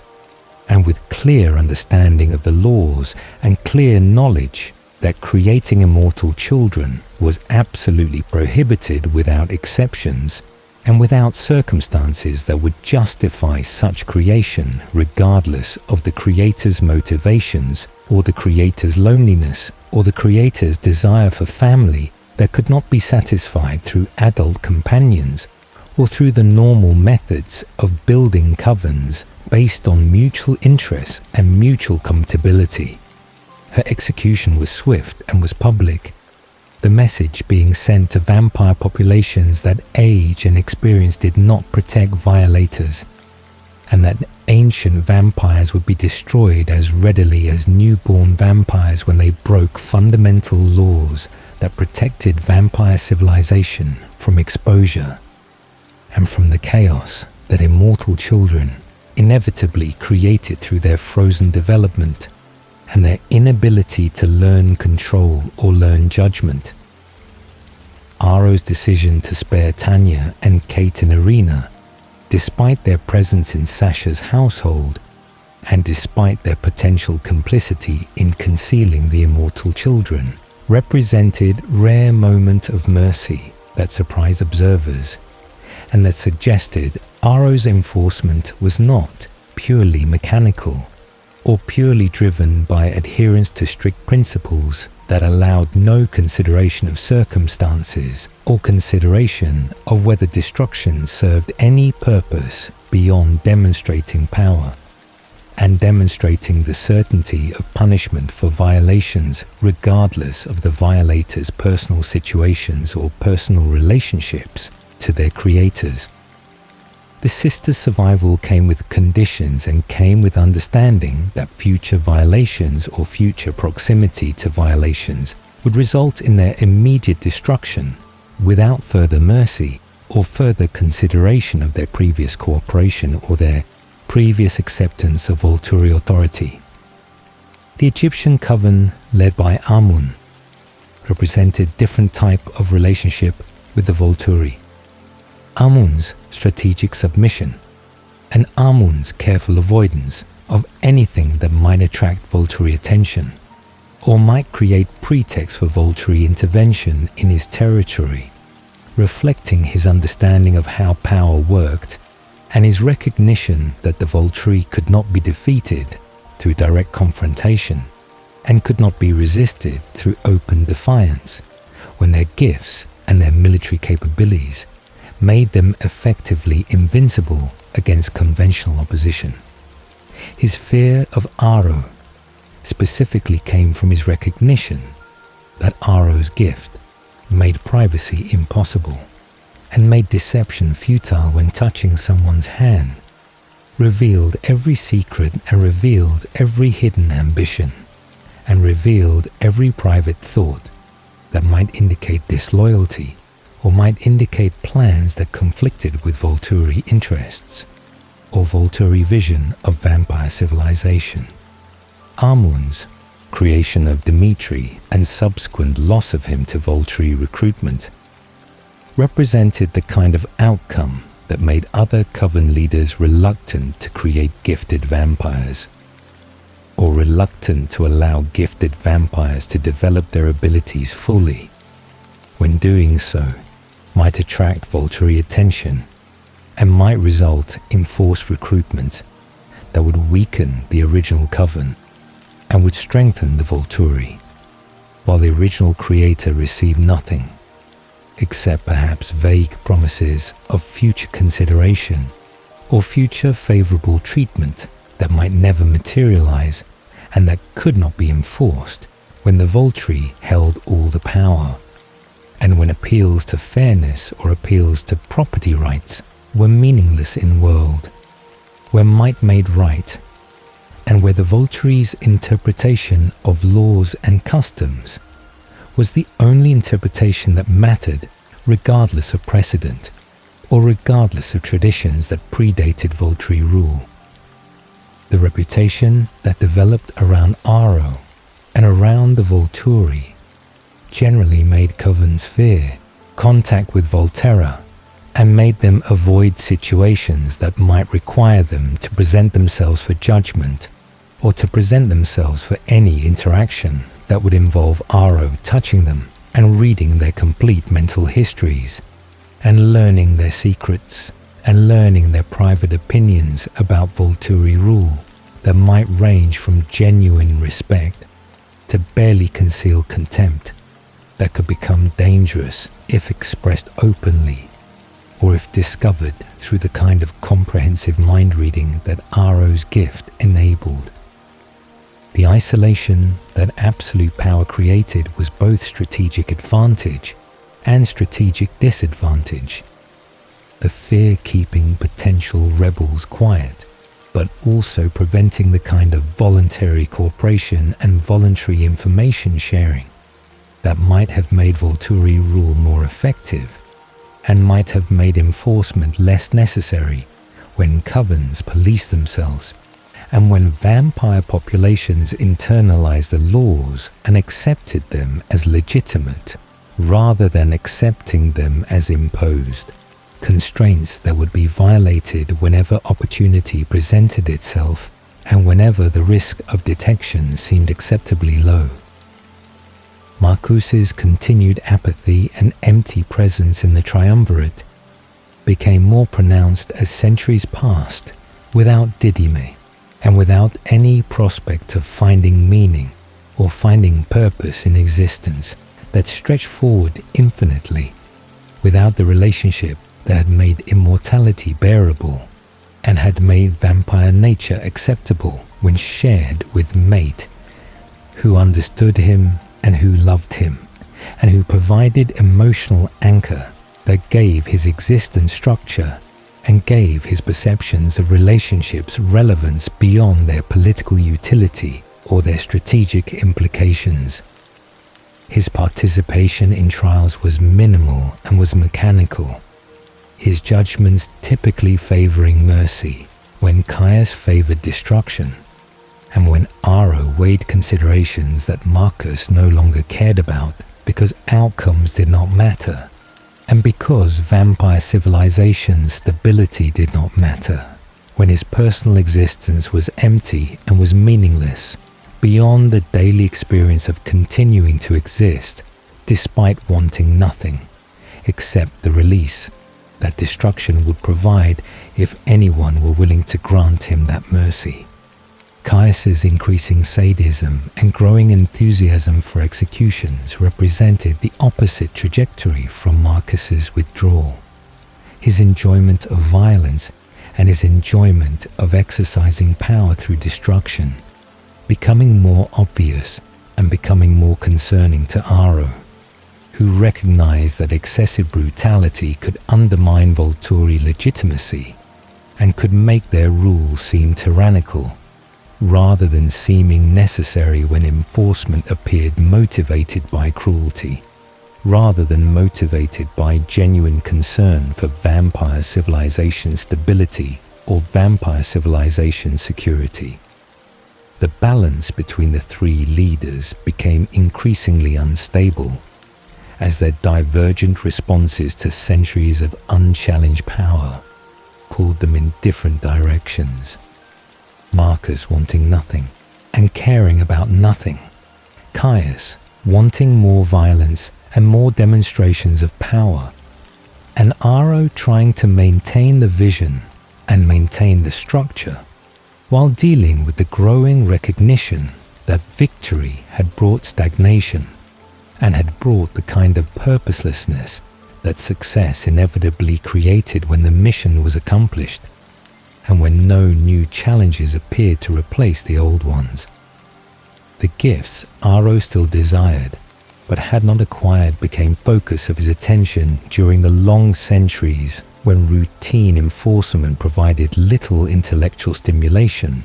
and little satisfaction beyond the basic maintenance of order that had become automatic and that had become boring in ways that immortality made particularly difficult, because there was no prospect of retirement and no prospect of change, unless he chose to create change, or unless circumstances forced change that seemed increasingly unlikely when the Volturi's power was absolute and when challenges were rare and were easily crushed before they could develop into serious threats. The gifts he particularly wanted included precognition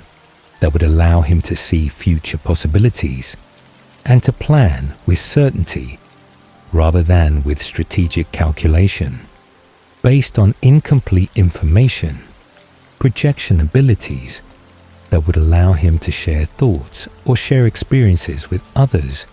without requiring touch, that made his gift obvious and made it avoidable by anyone who refused contact. An elemental control that would provide capabilities beyond what vampire physical abilities offered, and would create options for enforcement and for combat that did not require the guard members whose loyalty was maintained through Chelsea's manipulation, rather than through genuine devotion or genuine belief in Volturi mission. The first awareness of Carlisle Cullen reached Aro's attention during the 1700s through reports from vampire travelers and through rumors that circulated through vampire networks about the impossible vampire who lived among humans as physician and who treated human patients and who somehow managed to resist feeding on the bleeding and the dying and the vulnerable humans whose blood would be readily available to doctor, whose position gave him access to exactly the kind of opportunities that most vampires sought and that most vampires could not resist when presented with easy feeding and with circumstances that would conceal deaths or would make deaths appear natural when doctors' word about cause of death would be accepted without question by human authorities who had no reason to suspect supernatural predation. Aro's initial reaction to these reports was disbelief and was skepticism, because vampire nature made feeding on humans seem inevitable and made resistance to human blood seem impossible, when the thirst was biological imperative, and when animal blood was known to be unsatisfying and inadequate, substitute that required more frequent feeding, and that never fully satisfied the burn in vampire throat that human blood could quench completely and could eliminate temporarily. The idea that vampire would choose to drink animal blood exclusively and would choose to work among bleeding humans without feeding on them seemed to contradict everything Aro understood about vampire nature through 3,000 years of observing vampires and through reading thousands of vampire minds and through understanding the drives and the impulses that characterize their species and that made certain behaviors inevitable and made certain choices unthinkable regardless of individual personality or individual philosophy. Carlyle's visit to Volterra during the 1700s happened sometime after his transformation in the 1660s, when he had been attacked by a vampire while leading a hunting party against Vampire Coven that was plaguing London and creating exposure risks through careless feeding, and through leaving evidence that was making human populations aware that something supernatural was hunting them and was killing them in ways that natural explanations could not adequately account for or adequately dismiss as coincidence or as human violence that happened to involve blood loss and happened to involve the kind of precision wounds that suggested predator rather than suggested human attacker using conventional weapons. Carlyle's journey to Italy was motivated partly by desire to find other vampires and partly by hope that ancient European vampires might possess knowledge or might possess wisdom that would help him understand his condition and would help him find meaning in existence that otherwise seemed cursed and seemed monstrous, when his nature required him to kill humans to survive, and when his human morality and his human faith made killing seem unacceptable, regardless of biological necessity or regardless of the justifications that other vampires used to rationalize their predation. The first meeting between Aro and Carlyle was remarkable for both parties because each encountered something unexpected and something that challenged their assumptions about vampire nature and about what was possible within the constraints of immortal existence and immortal biology. Aro's reading of Carlyle's thoughts revealed genuine compassion and revealed self-control that exceeded anything Aro had witnessed in millennia of touching vampire minds and reading vampire memories. Carlyle's ability to resist human blood coming not from lack of temptation but from moral conviction that was strong enough to override biological drives, and from philosophical framework that valued human life, and that rejected killing regardless of personal cost or personal suffering that abstaining from human blood required. The discovery of vegetarian vampire fascinated Aro intellectually and fascinated him philosophically because it suggested that vampire nature was more flexible and more subject to individual choice than he had believed based on his extensive experience with vampires who invariably chose the path of least resistance and who invariably rationalized their feeding as necessary or as justified by human inferiority or by vampire supremacy that made human lives less valuable than vampire convenience. Aro's attempt to recruit Carlyle to the Volturi Guard was sincere and was strategic. His recognition that Carlyle's unique perspective and Carlyle's unique abilities would be valuable to organization that claimed to protect vampire civilization and that claimed to enforce laws that served everyone's interests rather than serving only Volturi interests. Carlyle's compassion and Carlyle's self-control would make him effective diplomat and effective representative who could interact with humans when necessary and could manage situations requiring subtlety rather than requiring the kind of brutal efficiency that characterized most Volturi enforcement operations. But beyond strategic utility, Aro genuinely admired Carlyle's achievement and genuinely respected the difficulty of maintaining vegetarian lifestyle across centuries when every moment involved resisting instincts and resisting drives that were fundamental to vampire biology and that other vampires considered immutable facts of existence, rather than considering them choices that could be made differently through sufficient willpower and sufficient commitment to alternative values. Carlyle's polite but firm refusal to join the Volturi represented the beginning of a pattern that would characterize their relationship across subsequent centuries, his independence and his commitment to his own path, making him one of the very few vampires who encountered Aro and who refused recruitment and who was allowed to leave rather than being destroyed for possessing abilities or possessing qualities that made him too valuable to exist outside Volturi control and too dangerous to leave in potentially unfriendly hands. The unique situation where Aro permitted Carlyle's departure despite his refusal came from combination of genuine respect for Carlyle's principles and from strategic calculation that destroying Carlyle would eliminate something rare and something valuable from vampire world without providing any compensating benefit to the Volturi, when Carlyle posed no threat to their authority and when his lifestyle demonstrated possibilities that might actually serve Volturi interests, by providing alternative to traditional vampire behavior that created exposure risks and that required enforcement actions that were costly and that were sometimes politically complicated. The tracking of Carlyle's movements over subsequent centuries through vampire networks and through occasional direct contact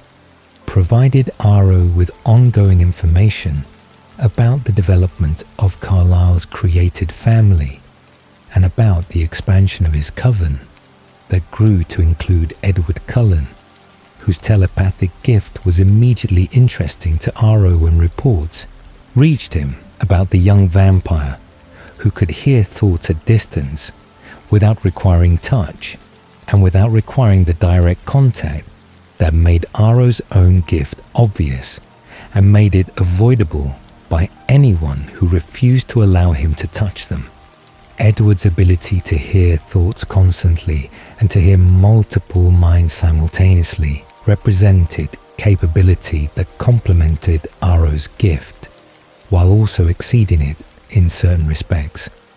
The range and the constant operation making Edward potentially more useful for surveillance and for gathering information in situations where touching everyone was impractical or was impossible when targets were hostile or were aware of Aro's gift and its mechanisms. The addition of Alice Brandon to Carlyle's coven years later brought reports of precognition that made Aro's interest intensify dramatically, because seeing future possibilities was gift he had sought for millennia without success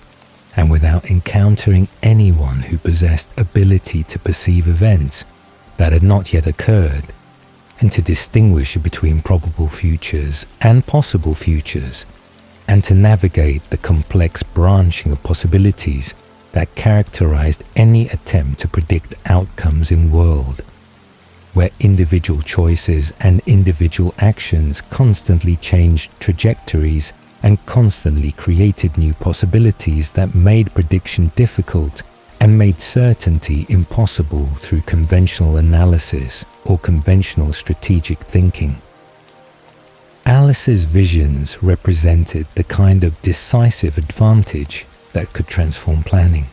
and could transform strategy by allowing anticipation of enemy actions and allowing preparation for threats before they materialized, and allowing optimization of outcomes by choosing paths that led to desired results while avoiding paths that led to disaster,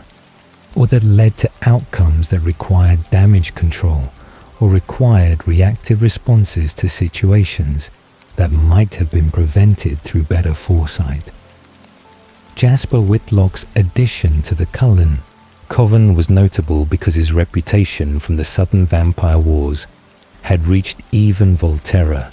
and had reached even Aro's attention through reports about the vampire who had created and commanded newborn armies for Maria, and who had survived decades of combat and decades of the kind of brutal warfare that characterized the Southern territories, where vampire covens fought for control, and where newborn vampires were created as disposable soldiers whose superior strength during their first year made them valuable weapons despite their lack of control, and despite their tendency to create exposure problems through careless feeding and through leaving evidence that attracted human attention and that threatened to reveal vampire existence to populations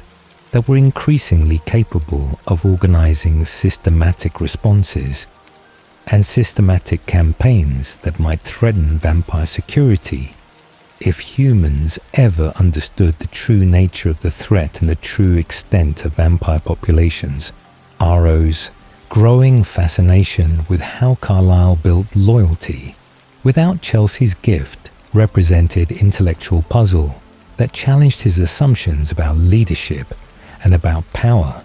and about what motivated cooperation when coercion was absent and when bonds were genuine. rather than being artificially created through manipulation that made loyalty involuntary and made devotion automatic, regardless of the leader's actual qualities or the leader's actual treatment of followers who served, because Chelsea's gift made them want to serve, rather than because they chose service freely, or because they believed in the mission, or believed in the leader's vision. Carlyle's coven thrived on choice and thrived on voluntary association, where members could leave if they wanted,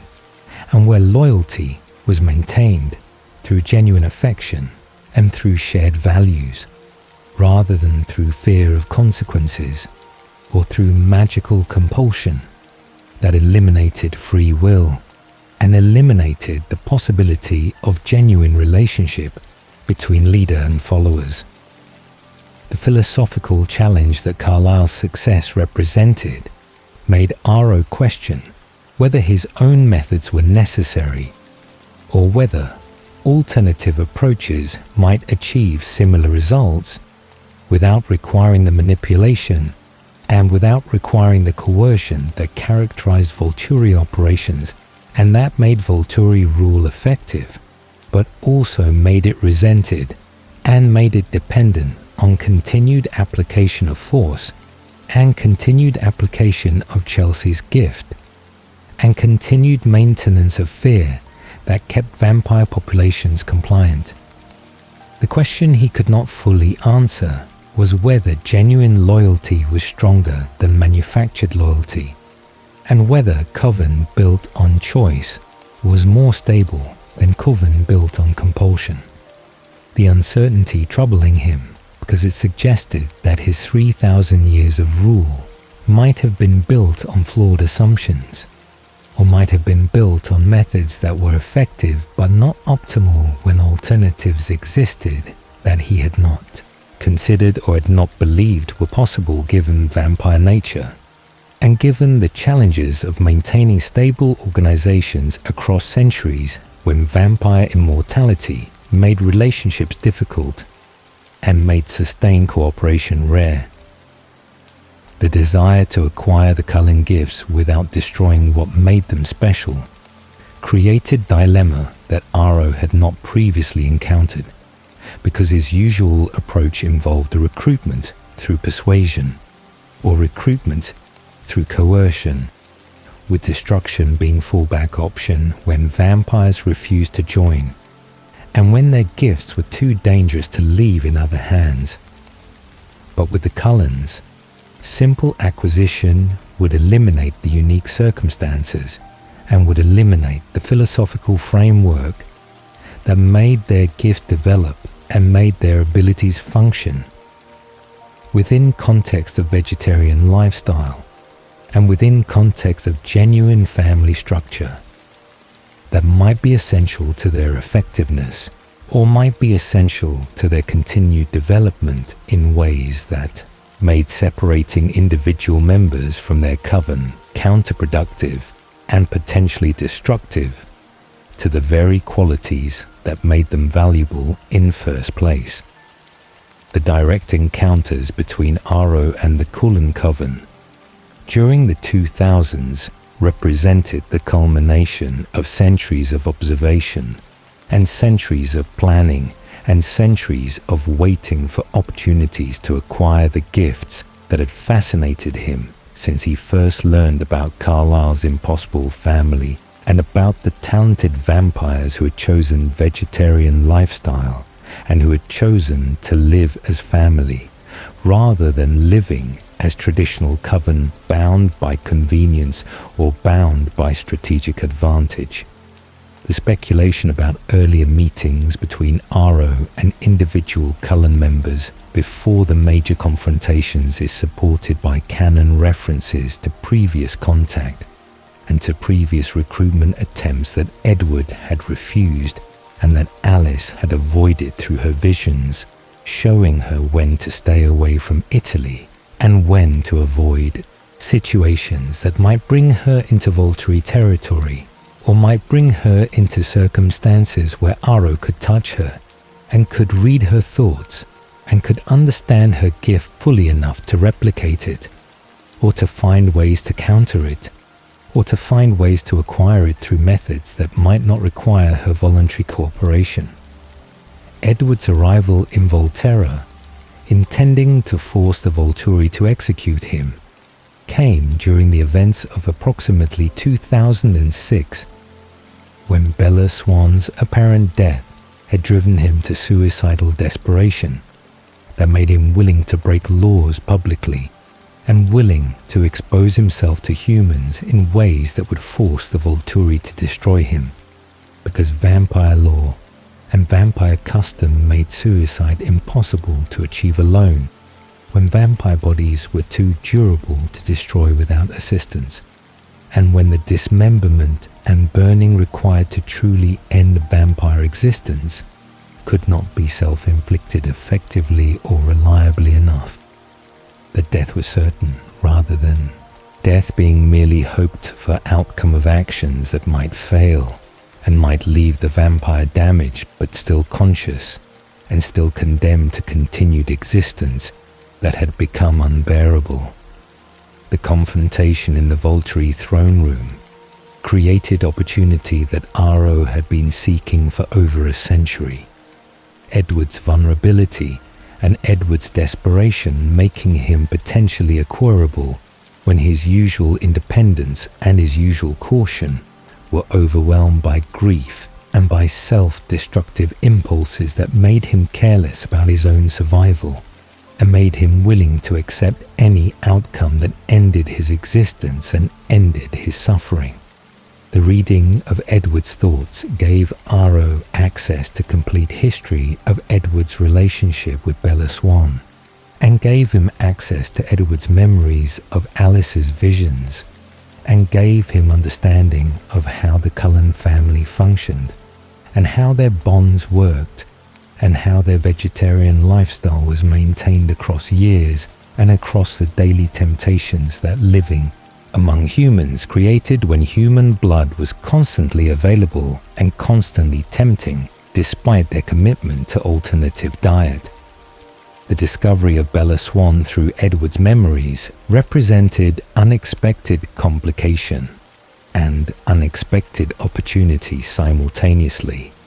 The human girl who knew vampire secret being clear violation of laws that required either transformation or death. When humans learned what vampires were, and when humans possessed knowledge that could threaten vampire civilization security if shared with other humans,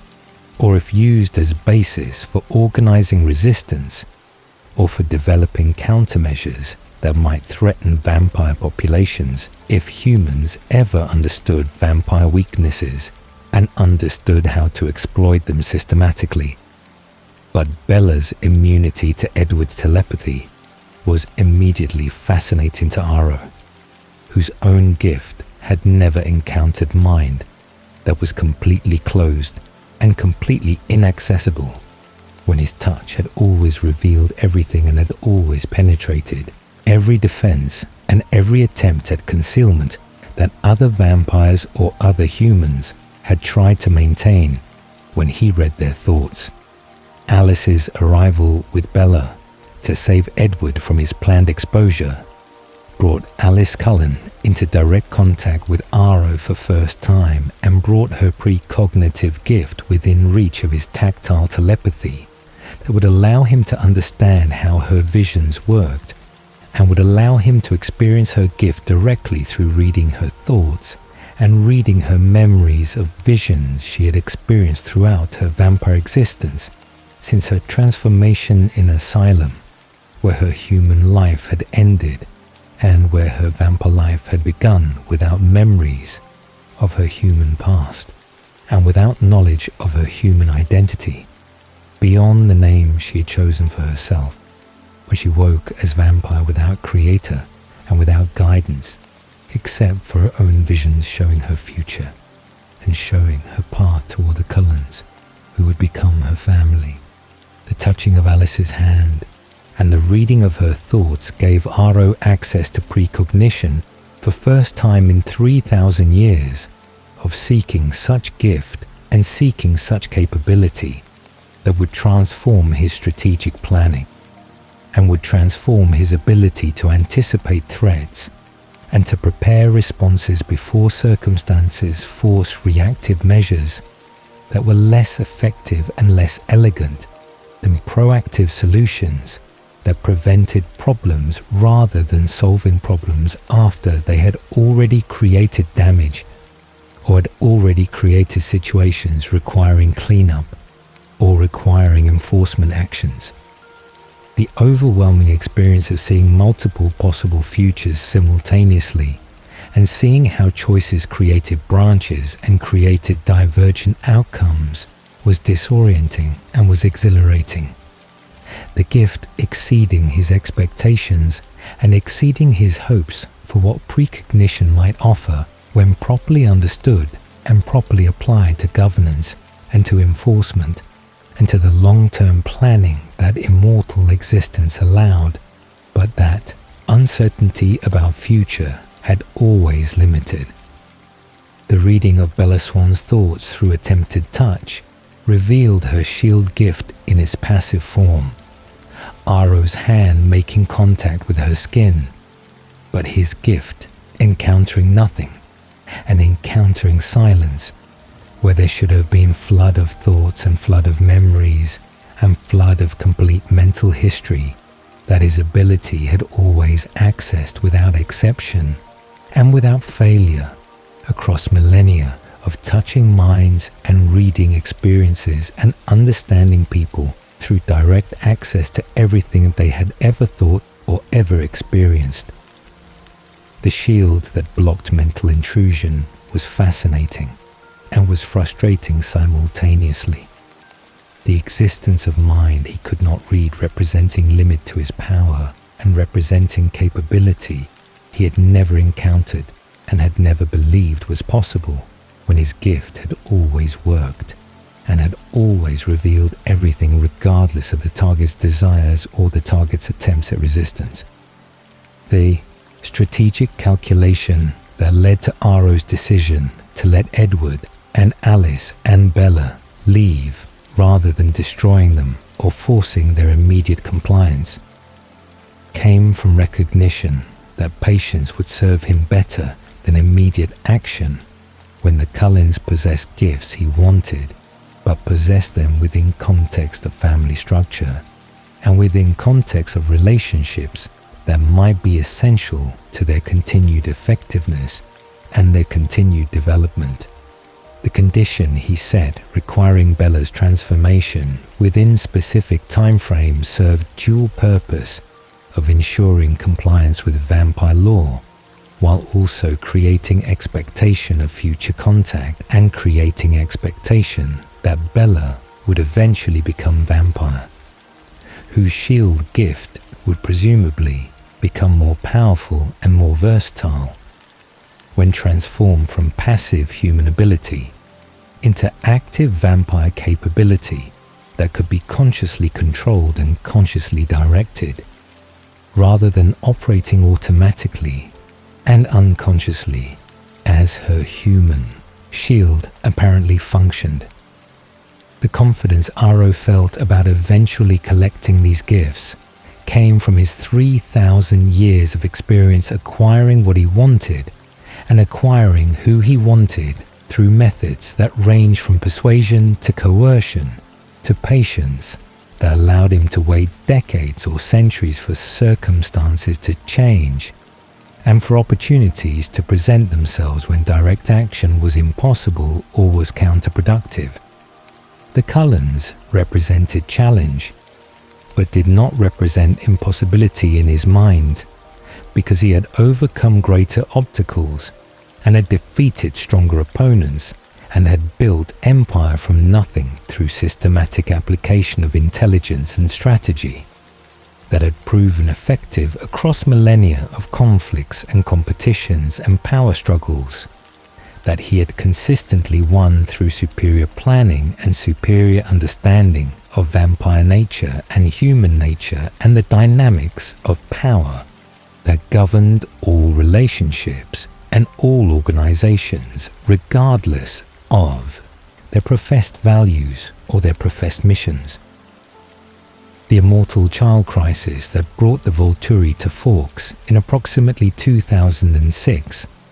began with Irina Denali's report of apparent violation of the most fundamental vampire law. Her description of child vampire in Cullen territory, creating obligation for Volturi to investigate and creating opportunity for Aro to finally visit the coven he had been observing and had been fascinated by across more than a century of indirect contact and indirect observation. The genuine concern about immortal children law being violated was real, because such violations threatened vampire civilization stability and threatened secrecy through the chaos and the exposure that immortal children inevitably created. But the secret hope that accompanied the investigation was that legitimate enforcement action might provide opportunity to acquire the Cullen gifts through circumstances that would justify their recruitment or would justify their forced integration into Volturi structure when law violation created debt or created obligation that could be leveraged for political purposes.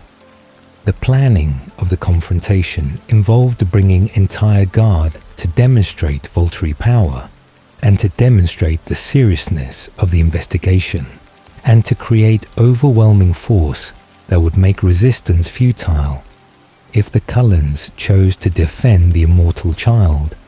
rather than submitting to Volturi authority and accepting destruction of the law violator as necessary consequence of breaking foundational rule that existed for everyone's protection and for vampire civilization survival.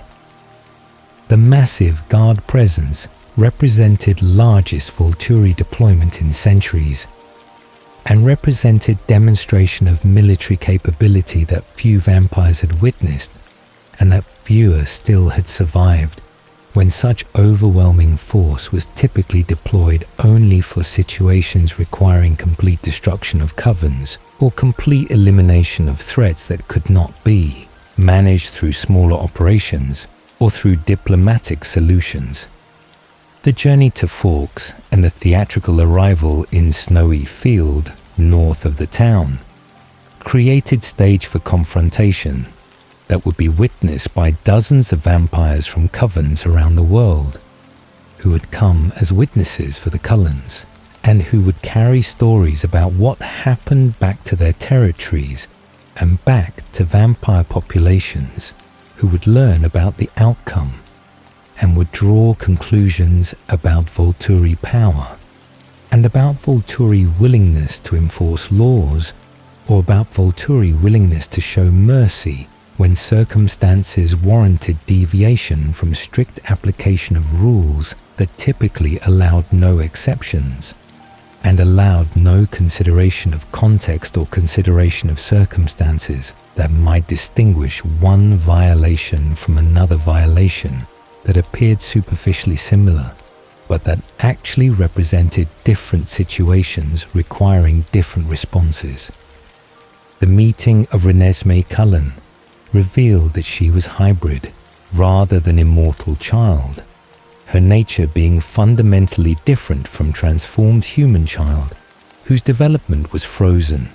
and whose mind could not mature beyond whatever age transformation had occurred. The reading of Edward's thoughts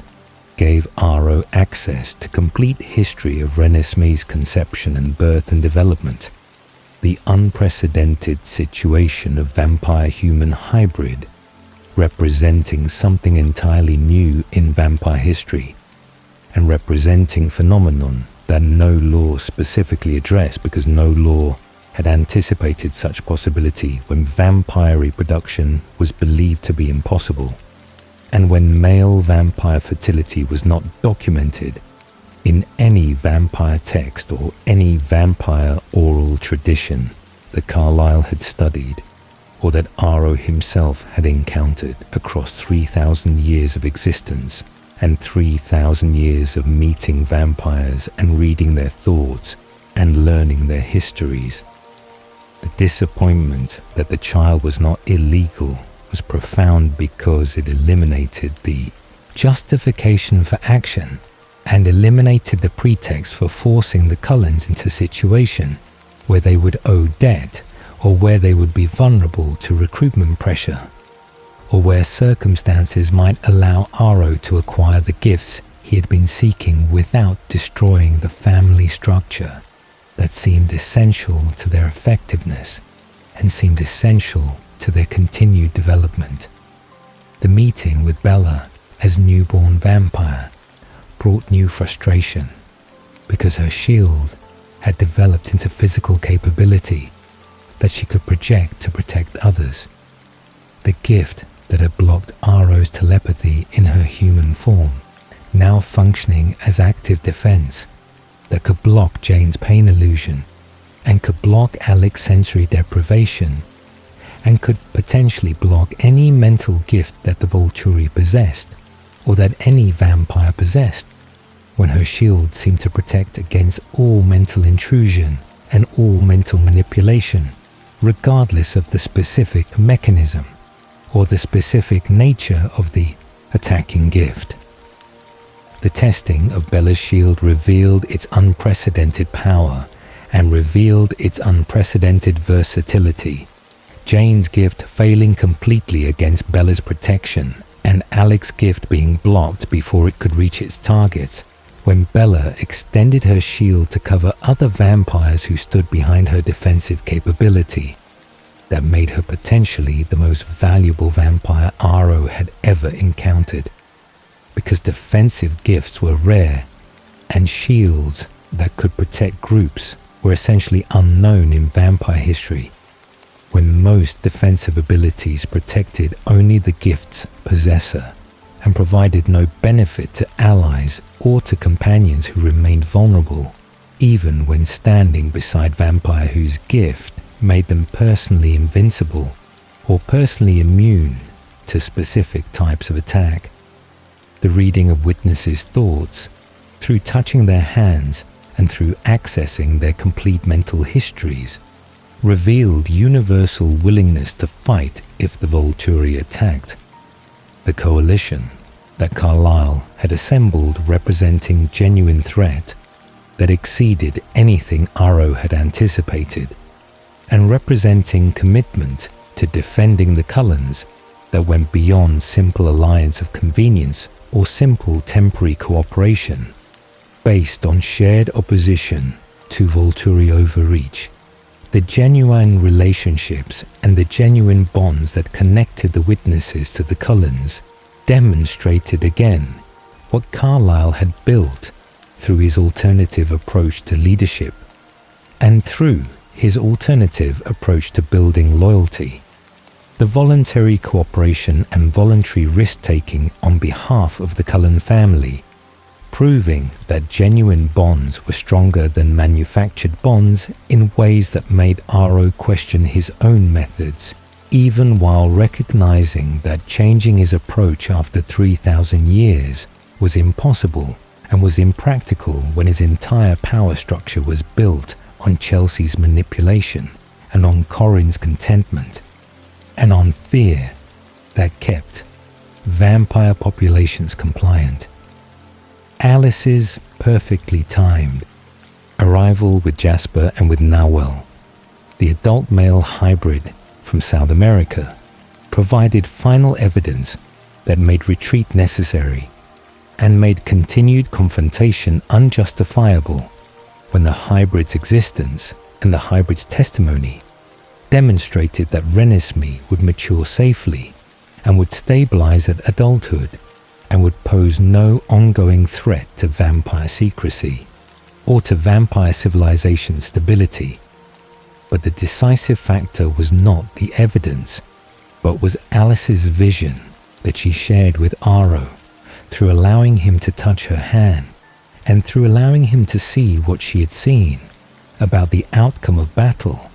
if the Volturi chose to fight rather than choosing to accept the evidence and to depart peacefully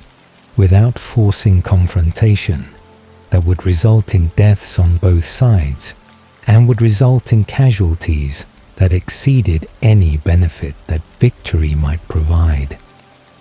The vision of battle outcomes showed Volturi winning eventually through superior numbers and through Jane and Alex's gifts breaking the defensive lines and breaking the witnesses' will to continue fighting when casualties mounted and when victory seemed impossible despite their initial commitment and despite their initial willingness to die, defending the Cullens and defending Renesmee, whose innocence was obvious and whose humanity was obvious even to vampires who had never encountered hybrid and who had no framework for understanding what she was or what she represented. But the vision also showed casualties among Volturi Guard members, including potential destruction of Aro himself in personal combat with Carlyle, whose surgical precision and whose knowledge of vampire anatomy would make him dangerous opponent, despite his philosophical opposition to violence, and despite his preference for peaceful solutions when peaceful solutions were possible. The shocking recognition of his own mortality after millennia of feeling invincible, and after millennia of being effectively invincible through combination of his guards, protection, and his own strategic caution that had kept him away from situations where personal risk was significant, made Aro reconsider whether pressing the confrontation served any purpose that justified the risk when the hybrid was not illegal, and when the evidence supported Cullen claims, and when retreat would preserve Volturi power and Volturi reputation better than Pyrrhic victory that cost guard members and cost personal safety that had been maintained across 3,000 years of conflicts and 3,000 years of enforcement operations that had never threatened him directly, because he had always ensured overwhelming advantages before committing to action. The return to Volterra after the confrontation in Forks marked transition from certainty to uncertainty in ways that Aro had not experienced since the early centuries of building Volturi power, when outcomes were unpredictable and when challenges appeared regularly enough that strategy required constant adaptation and constant recalibration based on circumstances that changed faster than plans could accommodate. The departure from the snowy field without achieving his goals and without acquiring the gifts he had sought represented failure that was unfamiliar and was uncomfortable. His 3,000 years of existence, having been characterized by consistent success and by consistent achievement of objectives through patience or through force or through strategic manipulation, that eventually produced desired outcomes regardless of initial resistance or initial obstacles that seemed insurmountable until methods were found and until leverage was discovered that made resistance futile and made compliance inevitable. The gifts he could not acquire haunted him in ways that possessions usually did not haunt collectors who had assembled vast collections and who had accumulated more than anyone else possessed.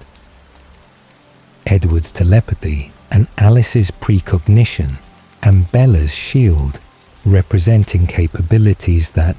would have transformed Volturi operations and would have transformed his personal power by eliminating weaknesses and by creating advantages that no other vampire or no other coven could match, when combined with gifts he already possessed, and with gifts his guard already deployed. The telepathy that worked at distance without requiring touch would have made surveillance perfect and would have made information gathering effortless when Edward's range exceeded normal vampire hearing, and when his constant access to surface thoughts provided real-time intelligence that Aro's touch-based gift could never provide,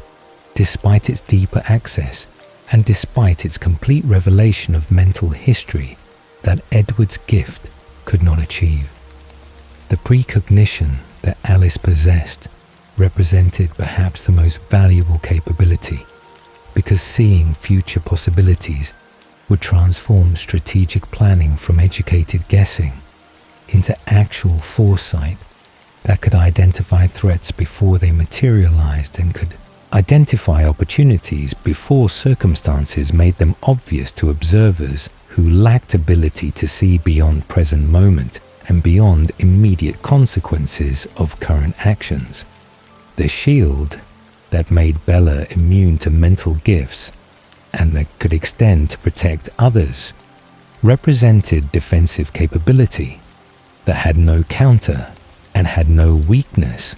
that Aro could identify when his own gift had failed against it, and when Jane's gift had failed against it, and when every mental attack they had attempted had been blocked effortlessly by protection that seemed absolute and seemed impenetrable through any method or any strategy that relied on mental manipulation or mental assault. But something had changed beyond simple failure to acquire specific gifts. The certainty that had characterized his existence for 3,000 years having been replaced by recognition that limits existed and that some things were beyond his reach, regardless of how much time he had, and regardless of how much power he commanded, and regardless of how sophisticated his strategies became. When the Cullens had demonstrated that voluntary cooperation and genuine loyalty created strength that manufactured loyalty could not match, and created commitment that coercion could not duplicate, no matter how effective Chelsea's gift was at manipulating bonds and at creating artificial devotion that served Volturi purposes, but that lacked authenticity and lacked depth that came from genuine choice and genuine shared values. The philosophical crisis that emerged from recognizing limits to his power was subtle, but was profound, because his entire worldview had been built on assumption that sufficient time and sufficient intelligence and sufficient ruthlessness could achieve any goal and could overcome any obstacle, when immortality provided endless opportunities to try again and to refine approaches and to eventually succeed through persistence, that mortal beings could never match, because their limited lifespans made failure more costly and made patience less viable a strategy. But the Cullens had shown him that some things could not be taken and could not be manipulated into compliance, and could not be acquired through methods that had worked reliably across millennia of collecting gifted vampires and collecting capabilities that served his vision and served his empire. The reflection on his long history and on what he had actually achieved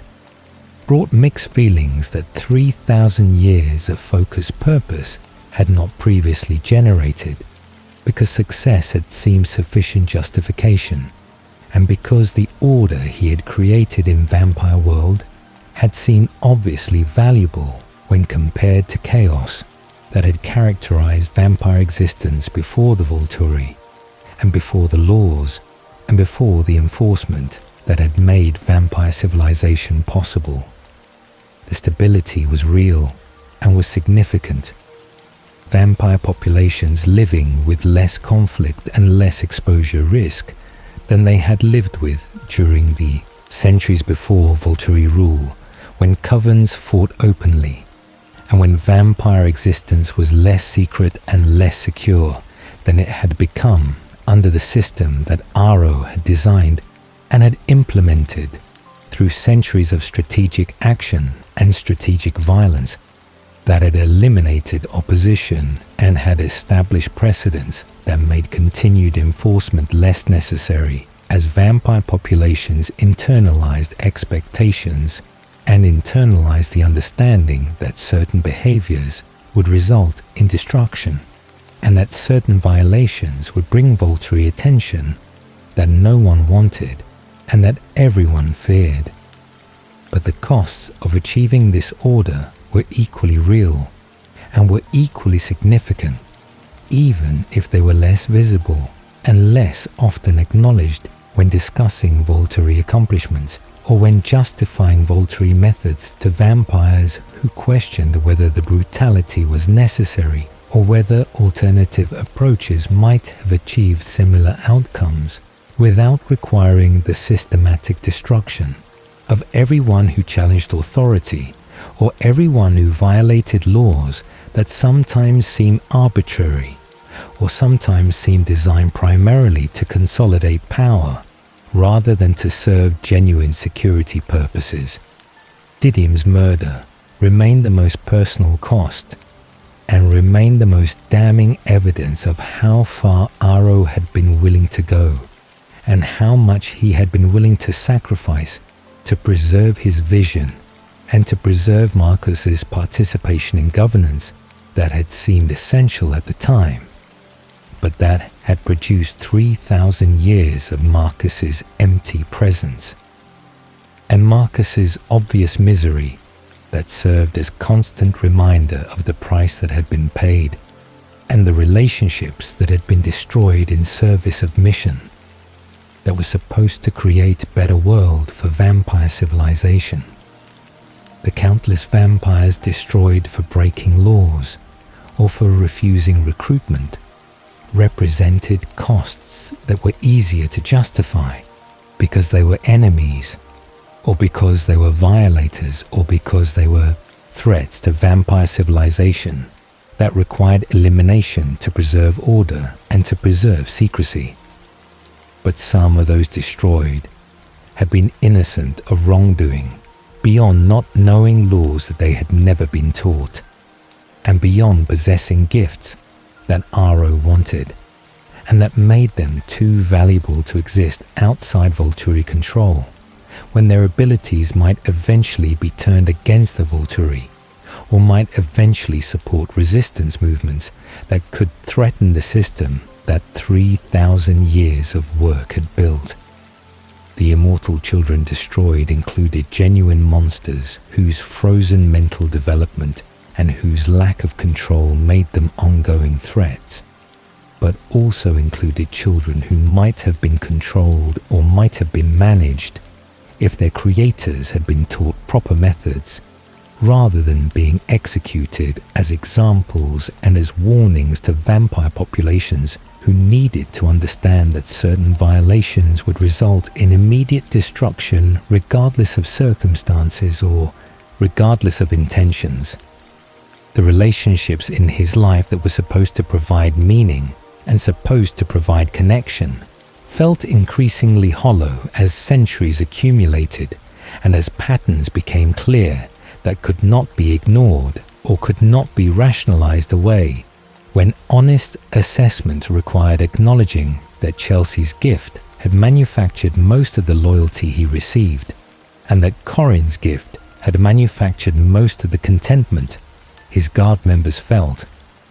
and that fear had motivated most of the compliance he interpreted as respect, or interpreted as acceptance of Volturi authority as legitimate, rather than as merely overwhelming. Sulpicia loved him, but did not understand him, and did not share his intellectual interests or his philosophical concerns, her role being supportive and being decorative rather than being partnership of equals, or being relationship that provided genuine companionship across millennia, that required more than physical presence or more than basic affection to remain meaningful and remain satisfying. Marcus represented the most painful relationship because the emptiness and the obvious suffering that characterized every moment of Marcus's continued existence served as accusation that Aro could read in Marcus's face and could feel in Marcus's minimal participation, and could understand through Marcus's gift that showed bonds as they actually were, rather than as Aro wished them to be, or as Aro convinced himself they were when self-deception was necessary to maintain belief that his methods were justified and that his vision was worth the costs that achieving it had required. Marcos's passive rebellion through granting mercy when possible and through minimal engagement with Volturi business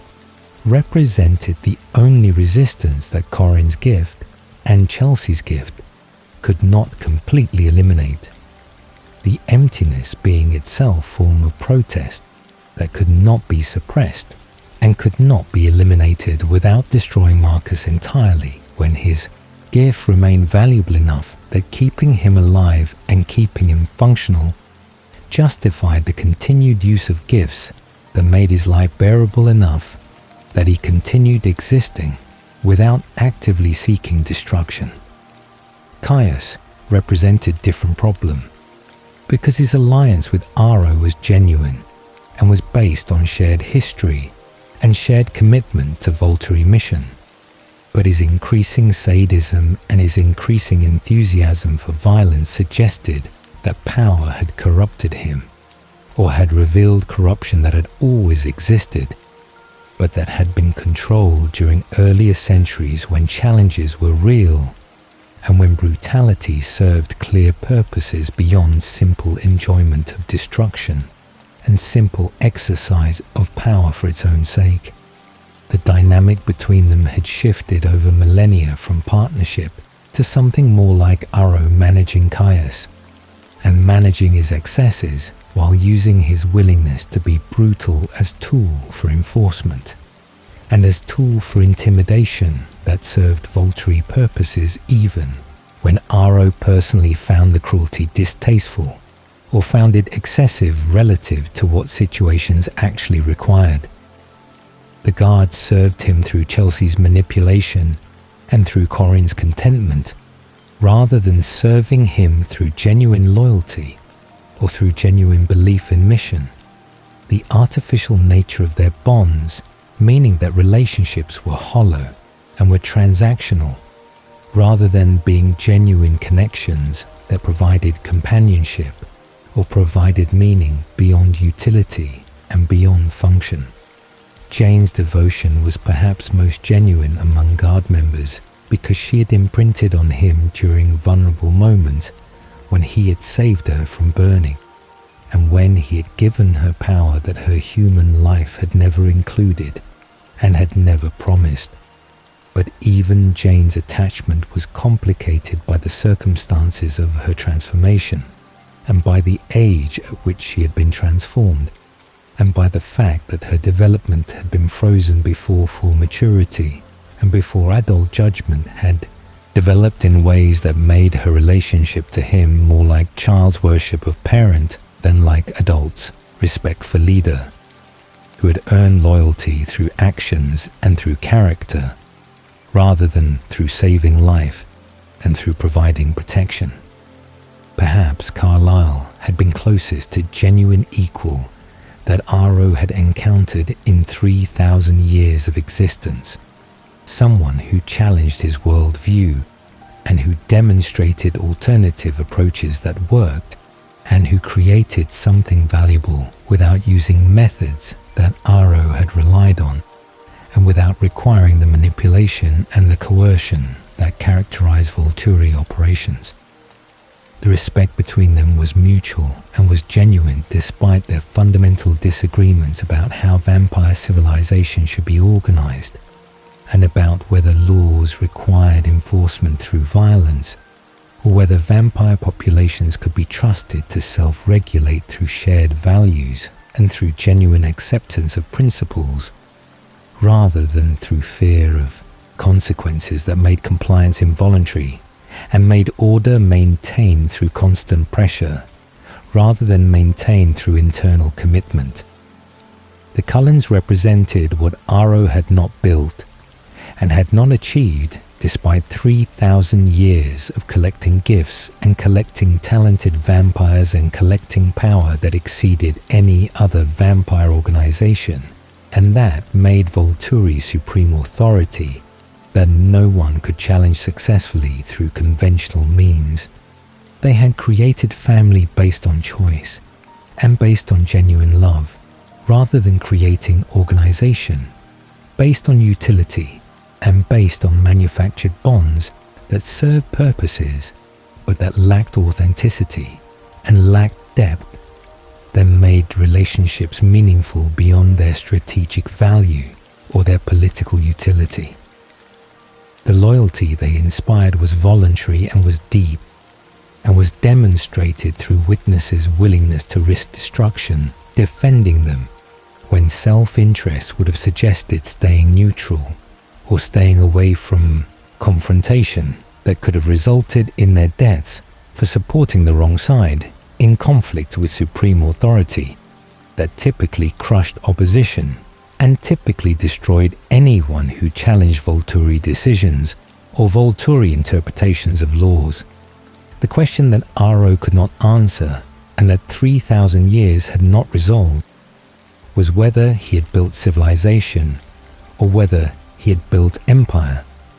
whether the order he had created served vampire populations or whether it served primarily his own desire for control and his own conviction that his intelligence and his strategic thinking qualified him to rule, and qualified him to make decisions that affected everyone despite never having been chosen by populations he governed, and despite never having been accountable to anyone except himself, and except the other members of Triumvirate who shared power, but who did not genuinely constrain his actions or genuinely provide checks on his authority when Marcus was empty and was passive, and when Caius supported violence and supported harsh enforcement, that Aro sometimes moderated but sometimes enabled, when it served purposes or when it demonstrated power in ways that maintained fear and maintained compliance. The endless future stretched ahead without obvious purpose beyond maintenance and beyond continuation of system that functioned, but that felt increasingly empty as centuries passed, without challenges and without the intellectual stimulation, and without the sense of building something that had characterized earlier periods when the mission was clear and when success was uncertain, and when achieving vision required constant effort and constant strategic thinking that gave existence meaning beyond simple continuation and beyond simple exercise of power that had become routine and had become automatic. So rest now, Twilight Souls, with Aro's journey complete through 3,000 years from Greek scholar to immortal collector, whose darkness built the foundations of vampire civilization through methods that were brutal and through sacrifices that were profound and through costs that were permanent. From Didym's murder to the Romanians' destruction to countless lives ended for his vision of order, Aro shaped a vampire world through intelligence and through ruthlessness that knew no limits when power and knowledge were the goals that justified every betrayal and every brutality and every compromise that transformed him from philosopher into emperor, whose empire was built on fear and on manipulation, rather than on loyalty or on genuine devotion. The Cullens remained beyond his grasp as the one prize that escaped collection, their voluntary bonds and their genuine family demonstrating what 3 millennia of manufactured loyalty could not achieve, and what all his gifts and all his power could not replicate or could not acquire, through methods that had succeeded with every other challenge and every other obstacle across centuries of unchallenged supremacy. Sleep knowing that even immortal collectors remain unsatisfied, that power isolates rather than connects, that 3,000 years can pass without finding purpose beyond continuation. Let the weight of choices that echo across millennia carry you gently into rest. Good night, sleepy souls.